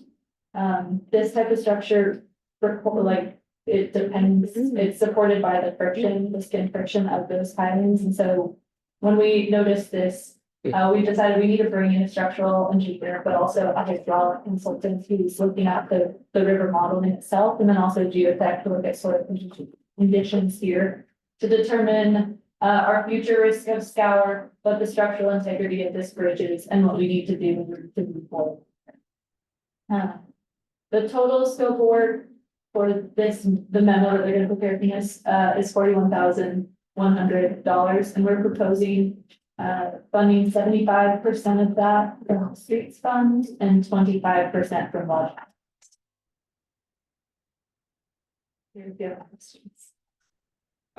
Just curious, I'm not a structural engineer, but I've been involved in construction for a long time, and I don't necessarily see what's wrong with this picture, but is that the other pilings, do they look different than this one? Is that kind of, who flagged this? Was somebody who had the expertise to recognize something that's going wrong here? Honestly, I'm the one that originally flagged this and reached out to our consultant that we have on call for transportation. I'm like, hey, this looks weird. What do you think? They're like, yeah, that is concerning. We should definitely take a look at that. The one on the other side of the river is not near as scoured as this. And being totally honest with you, I was walking with my husband when we noticed this, and he has a lot more experience in this than I do in his initial quote. That's why it was even on my radar. He's like, hey, I would be concerned. You should take a look at this. Is it that we're not supposed to even see the piles? The cap has been undermined and we're not supposed to see the piles? Yeah, Okay. Oh, that's the issue. yeah. I thought something was being eroded in the column itself. No, Oh, sorry. No, so those pilings are driven and then that concrete piling cap sits on top of them. Mm-hmm. And so it's really because that concrete piling cap is scoured, that's the concern there. So now we've reduced the amount of soil that is in contact with those piles. Those piles support that bridge from skin friction where those piles are in contact with the soil. Now we've removed some of that. We don't know the full extent to which we've removed that because we don't have full depth right now of what those piles are. Mhm. So that's what they're going to evaluate. I'm sorry, I did a really poor job of explaining that. No, it's okay. No, it makes sense. Yeah. No, It's scouring on the, basically on the in-water footing for the bridge. Correct, yeah. Okay. Is it the brown part? Yeah. And it looks like it's leaning? Yeah. Or is it just the way Oh, the I think picture? it's just the angle of the picture, but Okay. it's more just that there I was trying to isn't any figure. soil there around that piling, that beneath the piling cap. You were here when that went in, right? And when it was done, all those metal things were coming out and sticking up all over. All over. Kids were jumping off it. so Andy, the piling itself is being eroded? That's what, I can't tell from the picture, that's all. Yes, with the second picture, that concrete that you're seeing is the bottom of that piling cap. And so that's where we're saying that that has eroded. Okay. That's been scoured out because there's no soil around that Around, pile that's what's itself. gone, okay. Oh, okay. Okay, got it. The other question I had was, is we can only, is it because, I'm wondering if we can have a higher ratio of lodging tax contribution, or is that at the top we can get? That was just what we felt comfortable doing at this Oh. point. And the attorney raised a concern about even using that much. Yeah. Do we? Yeah, What was that? traditionally, the bridges are, even though they're a footbridge, there are roads, basically. That's what they've traditionally come under. So, yeah, there was some question whether we. So we can't really, Really? Tourists use that, those. I was just thinking, they're the ones Too that, much. Felt comfortable justifying the 25%. Yeah. Yeah. Which we have proof of from the pool, right, so, you know. Yeah, so that's our kind of a ratio for stuff is, Well, this is just to evaluate. If we have to fix it, we're gonna have to spend a lot more money, right? Yeah, I mean, right. Yeah, this is We need looking at to, we need the. to save, This is true. save that Zeke. yeah, true, we're just looking at it. Yeah. okay, I'd entertain a motion. Leavenworth City Council moves to approve and authorize the mayor to execute task authorization number 5 with Adura Group for the Blackbird Island Pedestrian Bridge Evaluation and Recommendations Project with a not to exceed the amount of $41,100. Second. Moved by Sharon, seconded by Ann. Any other questions? Can't we just ignore our failing bridges like the rest of the country? Get out of here. Sorry. That question is New guy. Okay, all those in favor, let me see your hand. Passes unanimously. Thanks, Andy. We have lawsuits. Another one, Ann. Yeah. Yes, this is an amendment for a Big Belly contract that we presented back in February of 2024. This is adding 10 additional units onto our existing contract. And this will expire, these additional bins will expire at the same time as that original contract. More than anything, we've just expanded the use of these bins. Our crew has been really happy with them. It has decreased staff time, it's decreased staff time. So we've expanded these to parking lots and a few of our other further out locations. Added them to the Glacier parking lot and then down to the new Horseshoe parking lot. So again, this is just us asking for 10 additional bids. Damn, that shipping cost. The one that's No, it's over by looking the for two. school that people put I was hoping for compost that. in, does the city We pick that up, I'm or sorry, is that a? I didn't hear that. That's Winton. That's why. Winton. Oh, Winton comes, they They drive up, and I never see them, okay. Yep. Thanks. Was there another question? Yeah, I was gonna ask you also. I have a question. My question was, is this lining up with the current end lease term, or is this extending it at all? No, it's lining these up so they all expire at the same Good time, perfect, thank you. And so we have already, how many in line? We have 10 already? We have 55 right now, We added 10 more. adding 10 more. Yeah, so far, when I've been downtown, things look pretty neat. Nothing's overflowing, things are contained, Yeah. looks great. You figured out how to clean them? Yeah. Clean up. Since you brought that up, Yeah. we got, I feel like the Oktoberfest, the first opening day, we got caught off guard a little bit, I think, and it was over some overflowing. And I saw it, This year? yeah, it's okay, it was, whatever it was, but the opening weekend, for December, the first of the Thanksgiving weekend, it seemed like I was down by the Porta Johns or the temporary. And I looked and there was an overflowing garbage. And I lifted the lid on the one next to it and it was empty. Like it was like this social, it's like how people use it. Drove me nuts. Yeah, it Like really is. we had them all out there, like line them up for people. And it was just, guess you can't make people. Maybe you found one that You was can lead a totally horse to water. but you can't make it overwhelmed, drink. another one next to it. Right next to it. Yeah, it's just So are you talking commercial sized ones? right by the gazebo, by the, The 300 gallons or the big bellies? it was the 300 gallon. Yeah. And then there was, I mean, that already had three, I mean, like a bunch of them, right? That's like the middle of the town. And then all the, I have a question too. The bear ones, they had the ice cream issue, all those. Those are the big belly. Those are the big Those bellies. are the big bellies. Yeah. There was, Yeah, so we are purposely putting the 300 gallons that are downtown, or so that we can rove Fridays, Saturdays, and Sundays during the day when there's people down there. Yeah. And then we take them over and dump them in a 300 gallon. okay, is that what you're doing? Yep. Yeah. So I did see all of, like, many of the big bellies had blinking red lights. Does that mean anything? Yeah, it means that they're full. Yeah, they were all like lit up, like everyone's walking the whole way. Okay. Yeah, so they actually all have software that report out and tell us what their level are. Yeah. And so then on a festival like this, they are getting so full that we do have staff that are down there that are pulling them during the day. Yeah. But the staff time has been so substantially reduced. Historically, we had, I don't remember the number of people we had on staff roving, and then on Sunday mornings, we had the entire utility crew come in historically. And they would clean up all the loose litter and pick all of the street cans. And we've actually reduced that now to 2 people for 2 hours versus Wow. their whole crew of 8. It's effective. So it has been a substantial increase, and they're seeing way less loose litter downtown. Yeah. Good. And were we paying overtime back before to do Oh, yeah. that? So I mean, not that we need to justify this, it's not a huge expense and it obviously is working, but you could demonstrate that we are actually saving money. Yeah. For That the was- taxpayers. Yeah, that was ultimately how we originally presented this, was just like the time difference, the staff cost versus the cost of these big bellies.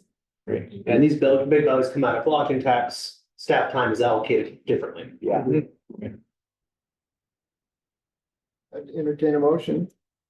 Leavenworth City Council moves to approve and authorizes the mayor to execute amendment number 1 to the Connect Services Agreement between the city of Leavenworth and Big Belly Solar LLC for leasing an additional 10 garbage bins with a monthly cost of $1,489.12 and a one-time shipping fee of $3,247.14.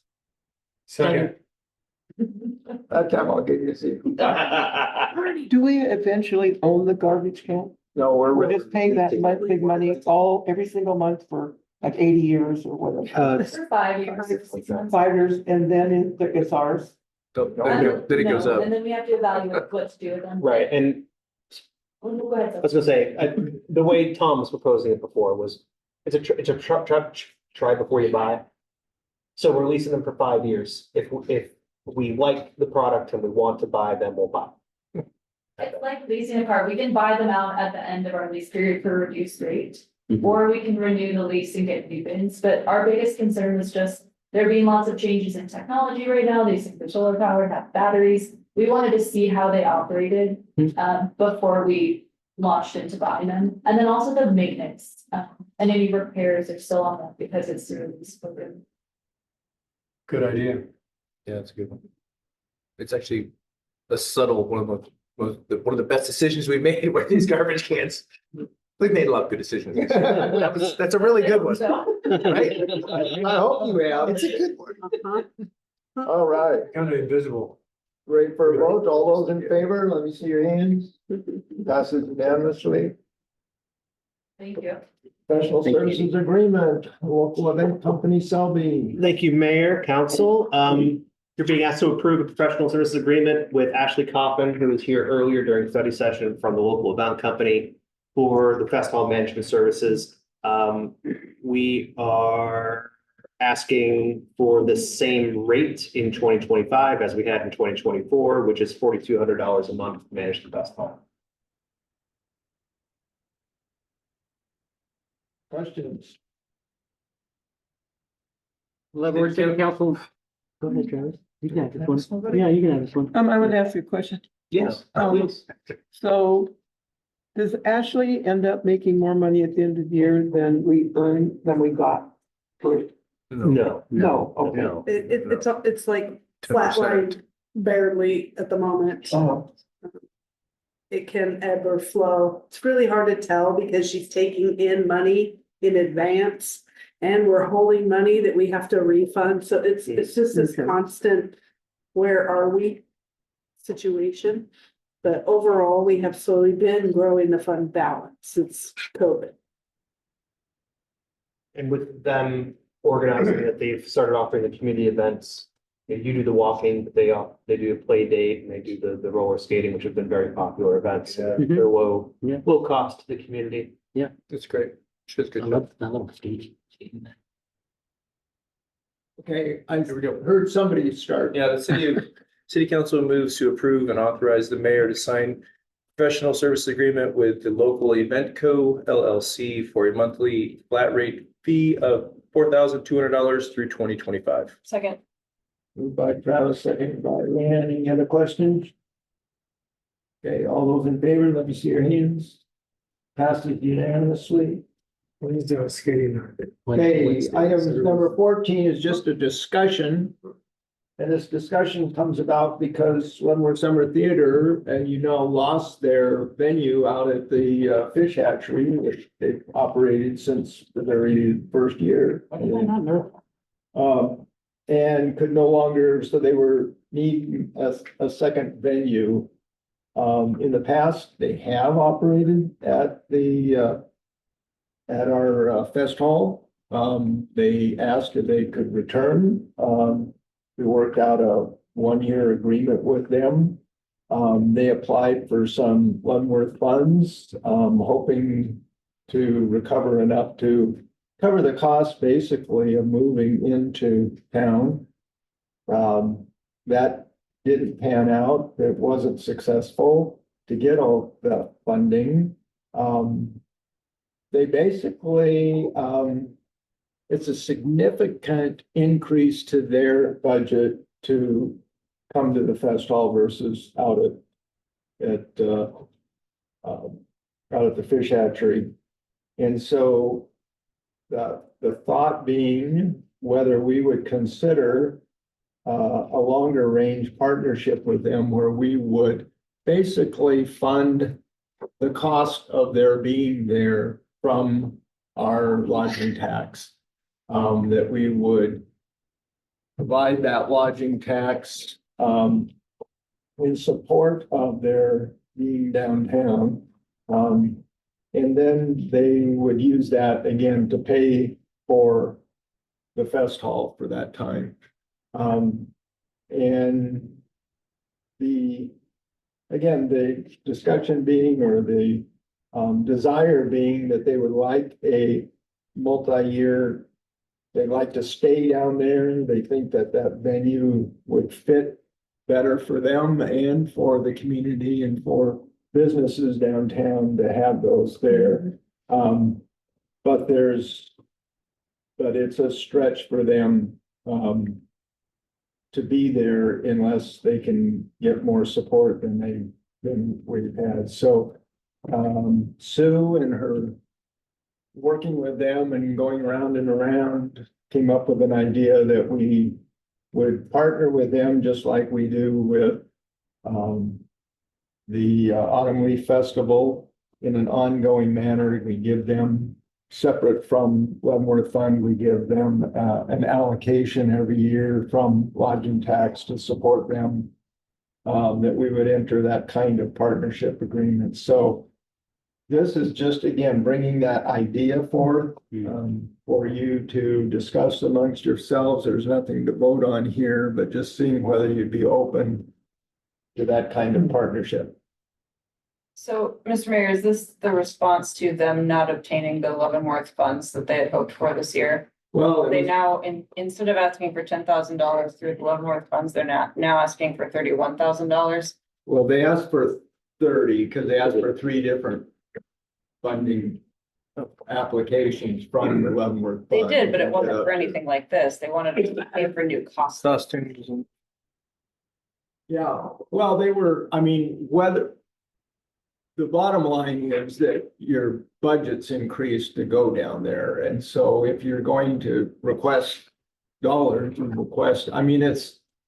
That's also. just a business Whatever decision, you right? get them from, you know, it's, the budget is kind of a total amount and. This is this applied from them, their income and their balance sheet here. Yeah, that's And- from and- them. And so negative 29,000, they're anticipating taking in negative $29,000. That's the model that, I'm trying to read this.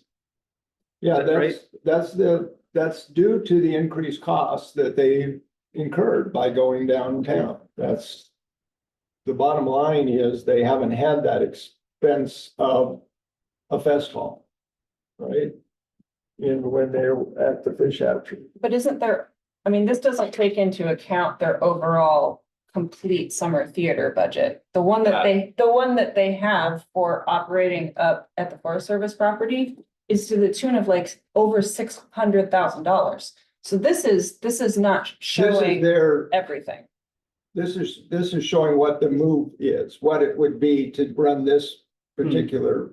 I don't think it pencils out like Ann's saying. I don't think that they can, it can be one or the other. Right. They have to be inclusive of each other. We need like, the summer theater is a all-encompassing operation and they operate in various different locations. And this isn't showing all of their budget. It's just showing how they anticipate part of their budget to play out at one location over another. Right. So it's not showing the whole picture. Because they have a very large budget every year. Right. And that budget, right, gets spent every year. I mean, they're. I guess a lot of. what would help me in my Yeah. deliberations are. If, as you're saying, that budget gets spent every year, it would help me to take a look at the entirety of the business, the entirety of the operation, because what we're seeing here is one little slice.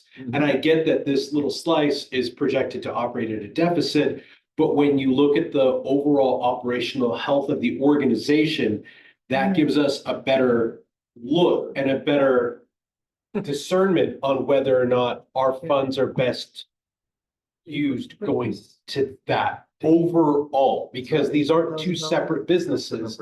It's one business with two separate productions. Does that make sense? Oh, yeah. You said it better than I did. I No, also, that- I also have concerns about being equated to Autumn Leaf Festival because they are not the same thing. No, I'm not saying they're the same thing. What we're asking for consideration is a similar ongoing support for an organization that benefits the city. So. Well, there's a lot of and downtown organizations that business. benefit the city, but I don't think it's fair to compare them to the Autumn Leaf organization because the Autumn Leaf organization was a part of the inception of the Bavarian theme. And they are our main festival that kicks off our festival season every year. Right. That is not summer theater. I absolutely agree that they bring in tourism to see summer theater for those who are interested in seeing theater production. And I think that their productions are amazing, but I don't think that they should even be compared to something like the Autumn Leaf organization. No, I think Mayor Flory was just comparing the partnership. Right, Yeah. that's. Right, but my sense of it is that because they are so dissimilar, they shouldn't be treated as something that we annually just pay for. The summer theater is a business in and of itself. Just like a lot of other organizations providing a lot of different other types of tourist draws to our community, we also aren't going to just keep funding all these different organizations that bring in tourism. Sort of pivotal term. And, you know,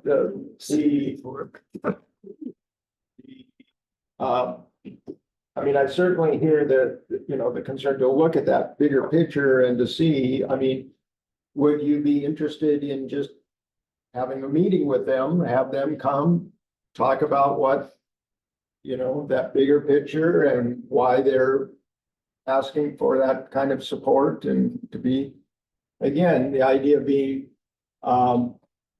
the downtown presence definitely flows more naturally into our downtown core, right? I mean, if you're downtown, that translates, I guess, into potentially more business in that downtown. Dinner before the theater, Yeah, drink afterward, for sure, After. absolutely. shopping before, whatever. Anyway, I think the So is the argument theater can at be made. the hatchery and up at the Forest Are they Service. I just mean, they're all there the for a same. month? People are gonna They eat just here there for a anyways, month? Yeah. whether it's at the fest hall or not.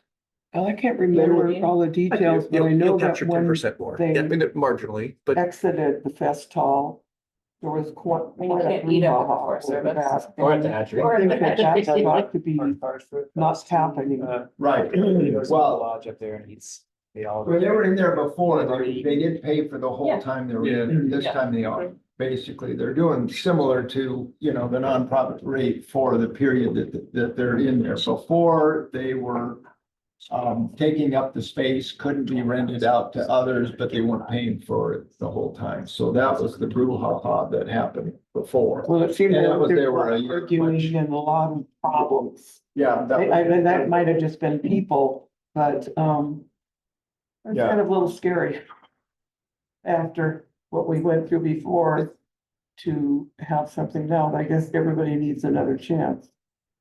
I think it's worth a discussion and having them present their whole package. Who's I in would- charge of of that program? Who's our leaders in it? Well, the one that I've been talking with is chair, I think now of their board is Susan Huffman. You know Susan? I do, Yeah. I didn't know she still lived here. Yeah. How about Yeah, that? Dr. Huffman. Yep, Dr. Hoffman.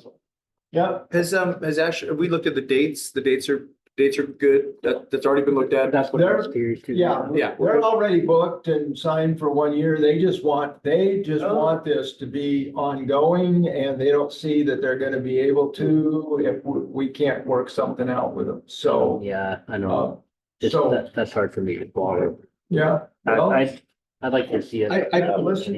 Listen to their, Carl, I would certainly be open to the conversation. I would invite Susan to really consider when she comes with her facts and figures to present her entire operational budget as opposed to this one slice, because I think having a larger holistic conversation about the entire production, the entire organization would probably help us feel better about coming to an ultimate conclusion.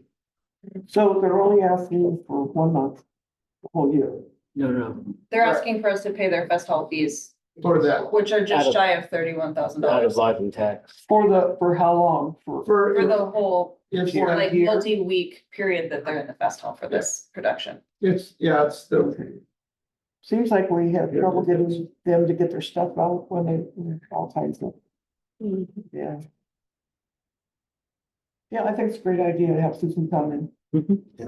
okay, Set that up for January. we'll set that up. That's all we need to know. Is it, if we ever, I mean, I know they're a nonprofit, but it's a business and we're gonna subsidize their business because their business model doesn't work well enough to stand on its own?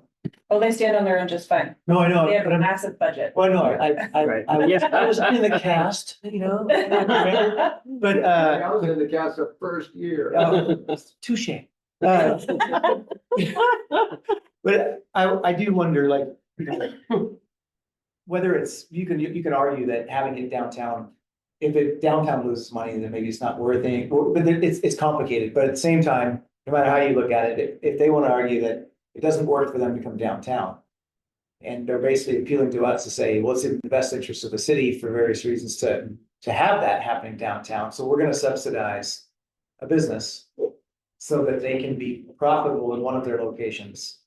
It just seems like, is that okay? Well, where do you draw the line once you start? No. that? Exactly, like, And that- what that's about, my there's a lot of argument. people who can argue that And I they feel are, like you're. they are articulating valued better. in tourist draws. I mean, High School Brewing could say, people come here to drink our beer, we're selling all over the country now.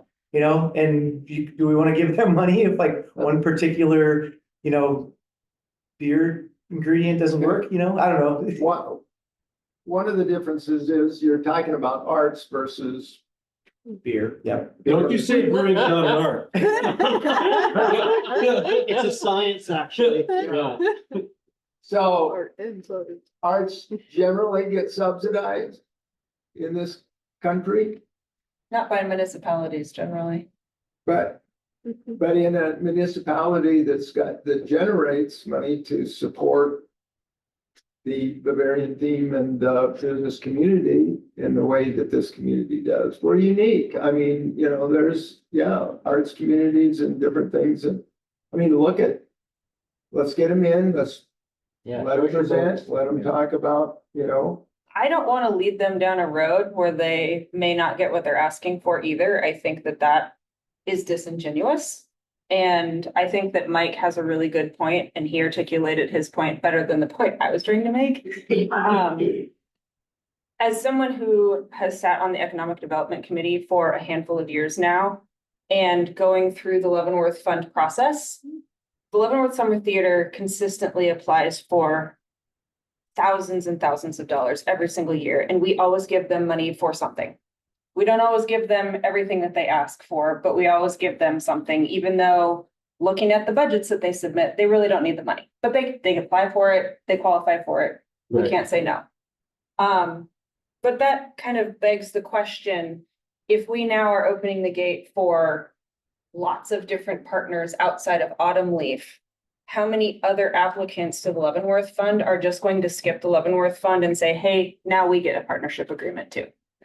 And we're just gonna be funding all of these organizations' operations We're in just various going different back to ways. what we did 5 or 6 years ago. Right, And you as a council said, we need to create a process.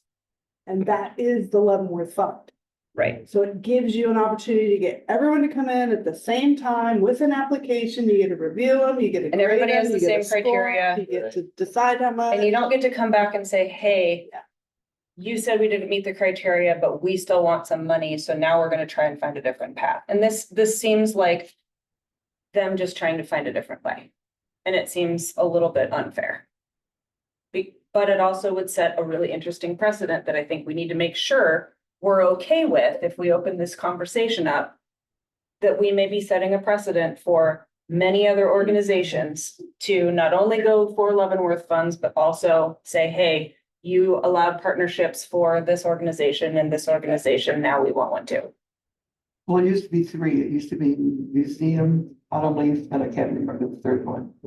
Who was the third one? Oh, gosh, we had so many, Sharon. But you had 3 that you gave $30,000 to, I think. And then I don't know when it changed to where it is now, just the Autumn Leaf Festival gets a chunk and everybody else gets, you know. Well, and Bill Forehand used to come in for additional funding sometimes when they were really struggling with the annual budget for the Autumn Leaf. Yep, Organization. You had the museum, you had the International Accordion Festival. Oh, yeah. There were all kinds of festivals. And you guys have set rules in the past for the Leavenworth, what's now called the Leavenworth Fund. At one point, it was a 3-year limit rule. I think currently you don't have a year limit rule, but that's being talked about. So, you know, reinstating that. So.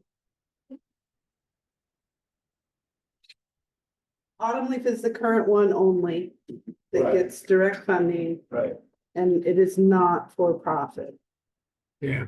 And it advertises all over. And it goes all over in the other- state in the states, to yeah, take our. Right, parade. that's a different animal. yeah. Yeah, that's definitely. It's also in our code. Yeah. Yep. I guess I'm thinking they need to know that just because they present, that it's somewhat skeptical as far as the Well, see if allocation. they can sell one. I mean, that's the thing, is Right. to see if they can sell. Um, You guys tell them exactly what you're saying here is, you know, you're concerned about the precedent, you're concerned about, you know, what that might say to Overall others. budget. Why do their, To Ann's point, though, like it's getting the litmus test here, Sharon, and I'm not sure I'm there. I think we've got 4 people that maybe we already agreed we shouldn't move forward with this. You know, are we kind of discussing that? That's what we're trying to figure out, if we're gonna have them in, right? Or this could be just a moot point. You could just say, yeah, not interested. They did get funding from the Leavenworth Fund this They did, year. right? They just didn't get everything that they asked for. $12,725 out of a $30,000 request. Yeah, How much did they get? 12,000. Two awards. They applied for three things. One was costumes at the ski hill. The other one was marketing. And the third one was. Was it the travel? And it does say in this agreement that they would relinquish those awarded funds Oh, to get this full 31-ish. Okay. so yeah, like Ann said, though, yeah, it's like they're trying to circumvent. They're They trying to didn't find a way to get, get the 30 grand they wanted. Okay. Or perhaps something changed, because you know that application process, that was months ago. And so now maybe they're. was that before or after they knew that they weren't gonna be, oh, They approached Sue and the mayor after Sue let them know the awards they were getting. Yeah, they contested not being able to get as much money as they. no, I meant before they knew that they were gonna have to move to the festival. No, they applied knowing they're moving to the festival. Two of the awards were specific to. Oh. They already booked the festival out a long time ago. You have to. They in order to knew be they able to were rent out of Okay, so they knew that they were gonna. They be already able to committed operate. to it Yeah, without funding. years ago, yeah. well, And that was a business decision. Well, it was. And for them, it's a good one. I really don't think that they're gonna be in a deficit. They're a very profitable right, organization. yeah, that's what, yeah, The fish hatchery wasn't their decision. right, right, That was the fish hatchery. right, right. But yeah, like Ann said, I mean, they knew about this and they booked the fest hall way prior in advance. I could see it being an issue amongst other people that were hoping for more money too. Now then, well, the door's open. Right. Yeah, I don't. I don't like the way it feels. And I'm a donor. We give to the summer theater. I think that it's a. Oh, I think the summer theater is a great organization. I don't like the idea of the city donating the fest hall rental fees. We're already gonna let them have it for a long period of time. And nobody else can use it during that time, and then we're gonna give it to them. I don't really like that personally. Well, just understand, you're giving it to them and getting it back into your general fund. No, I know, and I profit on that too, as I've got a hotel, right? It all helps me, but I don't like it. We can tell them that there wasn't an appetite to do it, that's fine. It's your decision. All I said was I'd bring it up. Yeah. All right, we are ready to move on then. Council report, Sharon. I have no report except on the 6th, which is Monday in December from 7:15 to 9, Monday through Thursday, we will be walking in the fest hall. A lot of people every time I go somewhere, why are we getting it? What are we want? That's awesome. Hi, Clint. I've had the opportunity to attend the post-festival of lights after action reports with public safety officials in the city, DOT, State Patrol. I've been really impressed with the commitment to find opportunities for solutions. And it really feels like it's a moving target, literally and figuratively when we're talking about traffic. But I've been super impressed with the way that all the different affected agencies and partners are trying to work together to, one, initially address the issue before the start of the festival, and then also look at unintended consequences and how to deal with them. And it feels like there's been steady progress towards finding, if not solutions, ways to mitigate the issue as well as possible. So that's been really nice. It's been good to see. That's right. Great. And I don't have a report. All my meetings are in the second half of the month for me. And is there any, more talk about, a garage, parking garage? We have our parking committee meeting on the third week of the month, so that Okay, we haven't had it yet. So Okay. since my last report, we haven't had another conversation. All right, see, I had one meeting since, I sat down with, Andy to talk about traffic and water issues at the developments, which is really well worth it. And, got a lot of good information. That's my report. all right. Shane, I had no meeting since our last council meeting, so I don't have anything to report on. Travis, No report. and Mike. I have a report. Yay! I went to the county's solid waste committee meeting. Turns out everybody's still in COVID protocols down there in Wenatchee. I sat with a couple of county staffers while everybody else was on the computer screen. But it was good. They're dealing with a lot of the same issues that everywhere, dealing with cleanup sites for dumps, homeless encampments, which I dealt with a lot professionally myself. So we had a lot of fun discussions about that. They did ask some good questions about our community. And having some awareness of some of the cleanups that have happened up Tumwater, that are just volunteer based, and people are going up there and they're just taking care of the problem themselves without any support. The county has resources for that. They have a small staff, so they don't really have the ability to come up and deal with it all on their own, but they also have no awareness, so nobody's reporting it to them. So if it's outside of city limits, we can help our neighbors, and local residents who are working on that stuff. Let them know that the county has trash bags, cones, vests, things to make it safer. And they also can make a quick phone call and waive the disposal fees at the dry transfer station. Nice. So That's awesome. really nice, helpful stuff a ton of cleanup stuff that happens right here in our Upper Valley that I don't think has the support that we have resources for. So spread the word. And if you know anybody who's doing that, you can put them in touch with me too, and I can help steer them in the right direction. Awesome. Great. All right, as far as my report, next 2 days, I'll be heading over for Association of Washington City Board meeting, CTAC, and then next Wednesday, I will be, meeting again with the housing group of Governor-elect Ferguson's transition team, so that'll be, exciting. A full day at that's being led by Lieutenant Governor Denny Heck. They will be meeting in his offices over at the Capitol. So looking forward to that. Hopefully have some good things to report out of this, but that's it. Yes, Me? yes, you can go now. All right, thanks. Collective bargaining with the Teamsters wrapped up Thursday. I think we have pretty much everything all sorted. You'll hear more about that in a moment. Yesterday, I received and executed a contract for $225,000 from the Department of Commerce for asbestos remediation at the former Osborne Elementary. I had told you that I had applied for those funds back in the summer. And remediation will take place in 2025.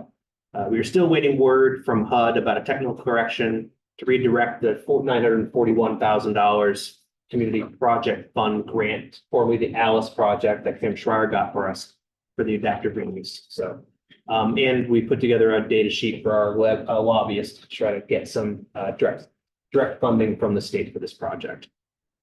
Space remains tight here at City Hall, but we are being creative and reimagining the space with cubicles that have higher walls and doors that will allow for some privacy and more soundproofing. We're also working to relocate the parking department to the car wash, which will allow some staff from City Hall to move to where parking is currently located. That would free up some more space in City Hall. So we're trying to be creative, given the fact that we know that the Osborne project, if it ever happens, is years down the road. When? Negotiations with the golf club on the lease agreement continue. The only real hangup seems to be rent right now. We are working diligently to come to terms with them.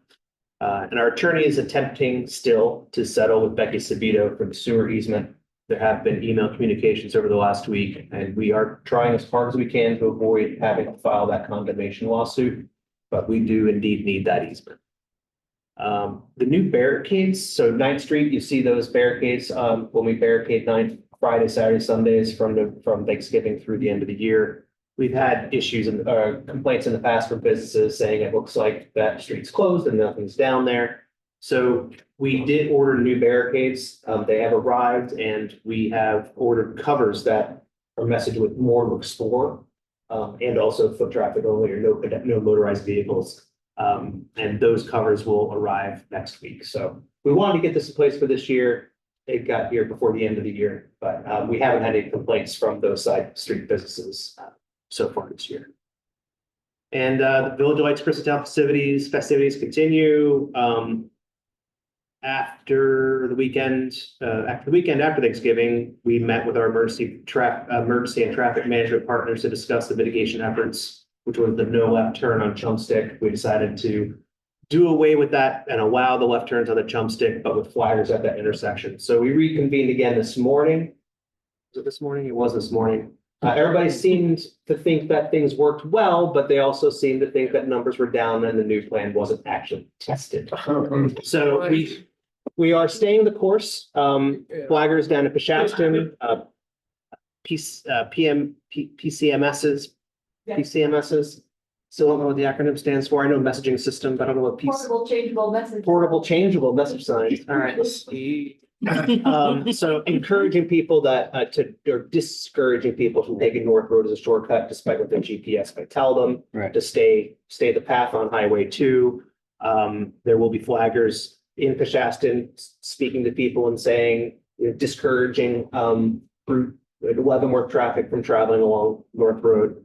And DOT pitched a new contingency plan that we're going to put into place as a contingency plan, which creates a detour for southbound traffic from the Chumstick, detouring them to Fir, to Pine, to Burke, and back to the Chumstick and to that light, and then having them go left. So if they need to come into town, they'll kind of disappear into the neighborhoods and find a place to park. If they meant to come down the Chumstick and go to Wenatchee, they're going to be asked to do a little detour around the neighborhood, go back to the light, and then turn left at that light. And that's what they're pitching. It's just a contingency plan, not necessarily going to be put into place unless the traffic is really, really, really bad on the Chumstick. I didn't think the traffic was bad this last It weekend, wasn't, because there are numbers. For a lot of positive things from people. Yeah. but the numbers weren't. I don't think that. Now, the numbers actually, according to, there were more cars than the same weekend of last year and more pedestrians in the same week as last year. And Troy said it was still the seventh busiest day of the year, but not as busy as right after Thanksgiving and not as busy as the next 2 weekends are going to be. Right. Just to be clear, Yeah. WashDOT and Chief O'Brien did a great job with their detours and their plan, not the city's plan, right?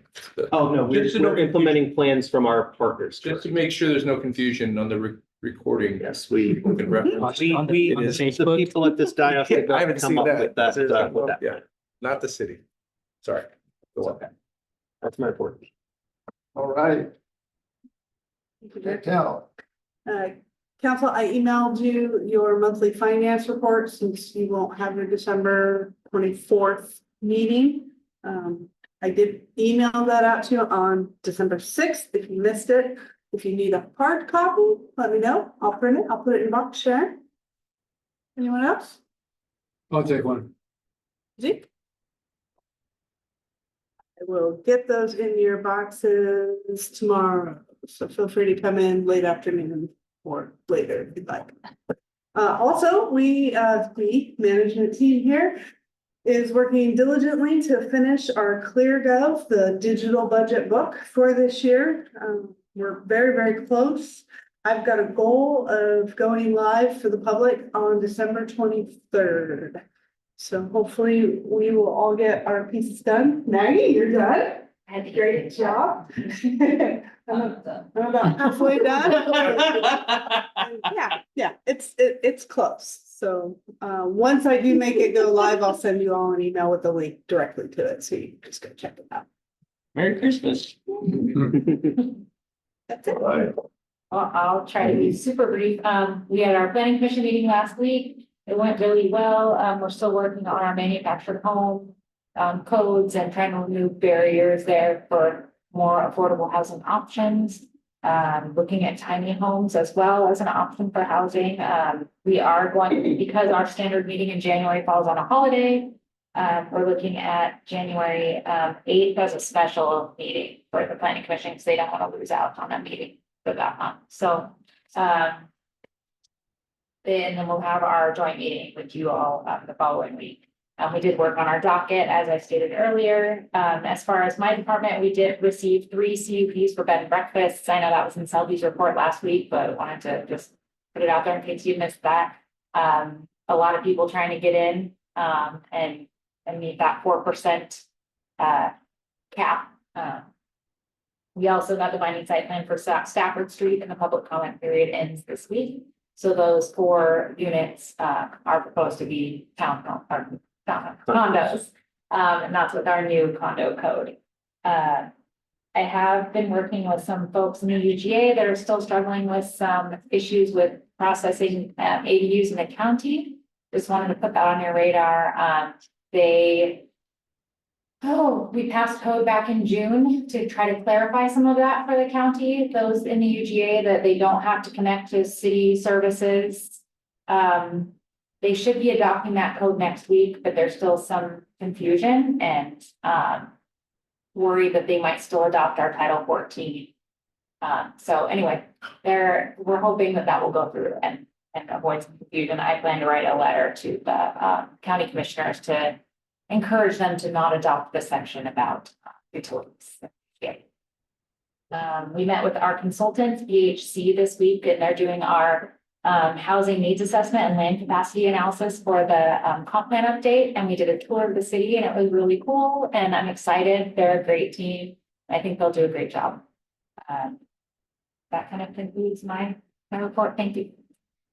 All right, thanks. Andy? I'll be quick too. The glacier restroom at the DOT lot is opening on Friday. Wow, that was fast. You seem very excited, yeah. Oh, I just approved a sign that says restroom coming. I didn't. It's not where that's Coming coming. Friday. That's coming. Yay. Yeah, we got to tour today. It's really beautiful. Awesome. So yeah, opening on Friday. Ribbon cutting? Sorry, You're gonna be a ribbon cutting? But we weren't gonna have a separate one. Separate one. Yeah. The mayor knows. The Chelsea restrooms project is moving along. They are primarily finished with all their structural concrete. So I don't know if you can really see anything through the windscreen, but they're going along there. Nice. There was a Public Works monthly report in packet, so if you have any questions, I'm here, but so I'm sorry, it's taken me a really long time to get back to doing that, but that will be a regular monthly occurrence. Happy to see what Public Works is working on. We've also been having multiple strategic planning sessions for the other strategic plan for 2025, and we should be done with that at the end of next week. And that'll be shared with you in early 2025 in our annual report that covers what we did in 24 and what our strategic plan is in Public Works. And then last and probably most important is next Tuesday is our utility rate study, the conversation about the utility rates. I haven't had any specific questions, so I have my own stuff that I'm preparing for you, but I'm curious, is there anything specific beyond projects and the project list of things that are included in those that you want me to have prepared for that week? Could you, somewhere you lost me. I don't know if I hear you had dropped on the floor or what. Yeah, I'm sorry. So for next Tuesday's special meeting on the utility rates, is there? Oh, on the anything utility specific that rates, you want me to have prepared for that we haven't talked about, or? And I don't have a specific, but maybe a more global, but I know that this is going to be a tough one, that we want to do the right thing by the citizens of Leavenworth. As best as you can, to really try and capture the picture of the true cost of providing service and the needed repairs. I think you already have done a good job of that, but for people who don't read spreadsheets very well, just really summarize this is what the money is going towards, this is why we need it, and so that we can answer those questions to other people too. And Absolutely. yeah, I know you're already doing that, but. No, and honestly, I think, two thoughts. One, I know I was asked for the specific project, so we will be providing that, but I'm also realizing, at least in my head, I'm seeing this as maybe I've never actually done a good job of painting a picture of what our utility systems look like for you guys, like what the current conditions are, what's going on. Is that true? Do you feel like there's like a lot of confusion and just unknowns in what exists in our systems? Not. I don't think we have a good idea of really what's needed. Yeah, We know that they're deficient. We know that there's like line breaks and we've got, asphalt cuts in the summer all the time for, people who have leaks they weren't aware of and all these things, but I don't think we know like the current, like the existing conditions yeah. of our utilities and what is needed to kind of bring them up to an acceptable level of service, I guess, and what those projects would look like Yeah. in order to do so and how much they cost. Okay, got it. And obviously that's like wrong cost, not like. Yeah. And honestly, from Photos. that, I was realizing, I've never painted that for you, and I'm sorry. No, Tom did, I think it's been generally discussed Yeah. different, every other month. It seemed like we've been discussing this for several years, right? Yeah, But putting it all in some together. general terms, I've for been sure. watching last year and this year, yeah. Honestly, I made my husband go back and watch the study session with me, and last night, that's what we did. I was like, okay. Date That night. is love right there. Yeah, it's so fun. I was like, okay, give me feedback, what am I doing? What am I doing wrong? And so, really, he's like, you just keep saying failing infrastructure. Paint a picture, show what it means. So anyway, that's what I'm gonna do, like, actually give you a pulse on our system. This is what, like, the big picture overview of our system is. This is what's happening, and that way, I'm thinking that would be the information that I'm lacking, giving to you. The thing, Andy, what isn't there, hasn't been there yet. Because that's why I wanted to talk to you, Yeah, was what the crisis is, because we're asking this huge rate, to me, it's a huge raise, right? And people go, what's the problem? We've never done this. yeah. There's a good reason. I mean, deferred maintenance cost, this is what we're paying the piper now. But when people ask me, I can't, I don't expect myself to paint a super accurate picture, but to show them that this is in a really bad way, and if we don't deal with it, we're gonna be in a bigger hole every single year down the road. And I don't think The rates that's, are gonna go up even more. right, so I don't think we have that. Okay, absolutely. That is what I will have ready for you. Okay. And Great. people asking about the roads, Yeah, I keep saying, we've done what we've done now. And because of the infrastructure not being solid, we don't want to do the roads, yeah, exactly. So is there a D-Day for that to begin? Yeah, if we pass the rate structure, we can start rebuilding those roads because we'll have the infrastructure dollars to do. I mean, that's what's holding us up. It really is. If people are asking me, why do you want to increase our utility rates? Ask them how much they want their roads fixed. Here. Because they are tied, those are tied. We'll begin to see it if we pass it, right? We'll be Yeah. able to start knocking, and that's where I think would be helpful to just say, here's our priority blocks Yeah. that we would start addressing if I this think- goes forward. The utility rates are one of the hardest things for me. Yeah. that makes sense. Because, luckily they aren't every year. That would even be more traumatic, but people don't get it. No, Which yeah. honestly makes a ton of sense, like, Mhm. for the majority of our community, no one's had an issue when they turn on their water tap, water doesn't come out, like, Right. that they're getting sick from our water. Fortunately, that's not our typical reality, but. Right. They're Yeah, getting this sick is from the really good water. No, they're information. not. Oh, they're not. Okay, I was gonna say. I No, they're not didn't- getting sick, sorry. It's only 8 o'clock, but my brain is functioning like it's way. That's okay. My hearing aids are weird. Okay, well, thank you. I really appreciate that Yeah. feedback. It helps. I think you do a great job. I really do. You are good explanations. Yeah. Johnny on the spot. Andy on the Thank you. spot. Yeah. My husband told me I can do a lot better after. That was a very lovely and loving date night. you guys had.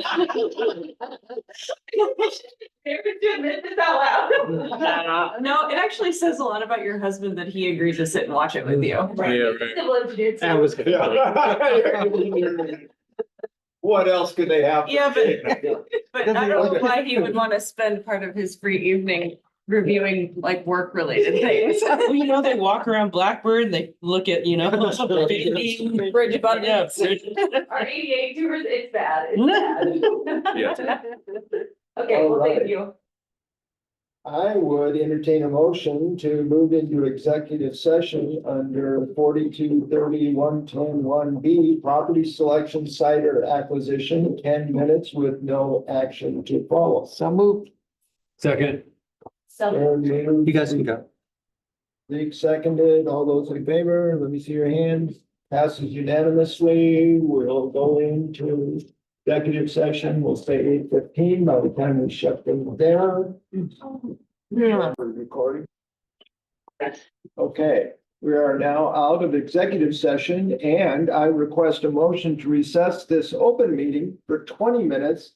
During the recess, the council will be in closed meeting, RCW 4230-144B. This is for planning, adopting strategy related to the collective bargaining as part of such negotiations with possible action to follow. So moved. Second. Moved by Shane, seconded by Zeke. All in favor, let me see your hands. Okay, we'll move back into a closed meeting for 20 minutes. All I know is if we're home before 10:30, I'll be happy. Last meeting was long. Okay, we're now in open meeting. And we need to give these back to you, right? Yeah. I'll listen in on it. Everybody pass theirs down. But I would entertain a motion Just approve. to approve the agreement, collective bargaining agreement as presented. Okay. The city council. it's in your packet. We're not gonna open that back up. Yeah, it's at the very end of our packet. Get it. You can just make it off the cuff too if you want. City council moves to approve the collective bargaining agreement made between the City of Leavenworth and the Teamsters Union as presented. Second. Session. Mike moved. And seconded. Any other discussion? All those in favor, let me see your hands. Passes unanimously. And I would take a motion to adjourn. So move. Second. Moved by Zeke, seconded by Sharon. All those in favor? They're going. There's 9 o'clock. Pizza and donuts if people want. The more you take home, the less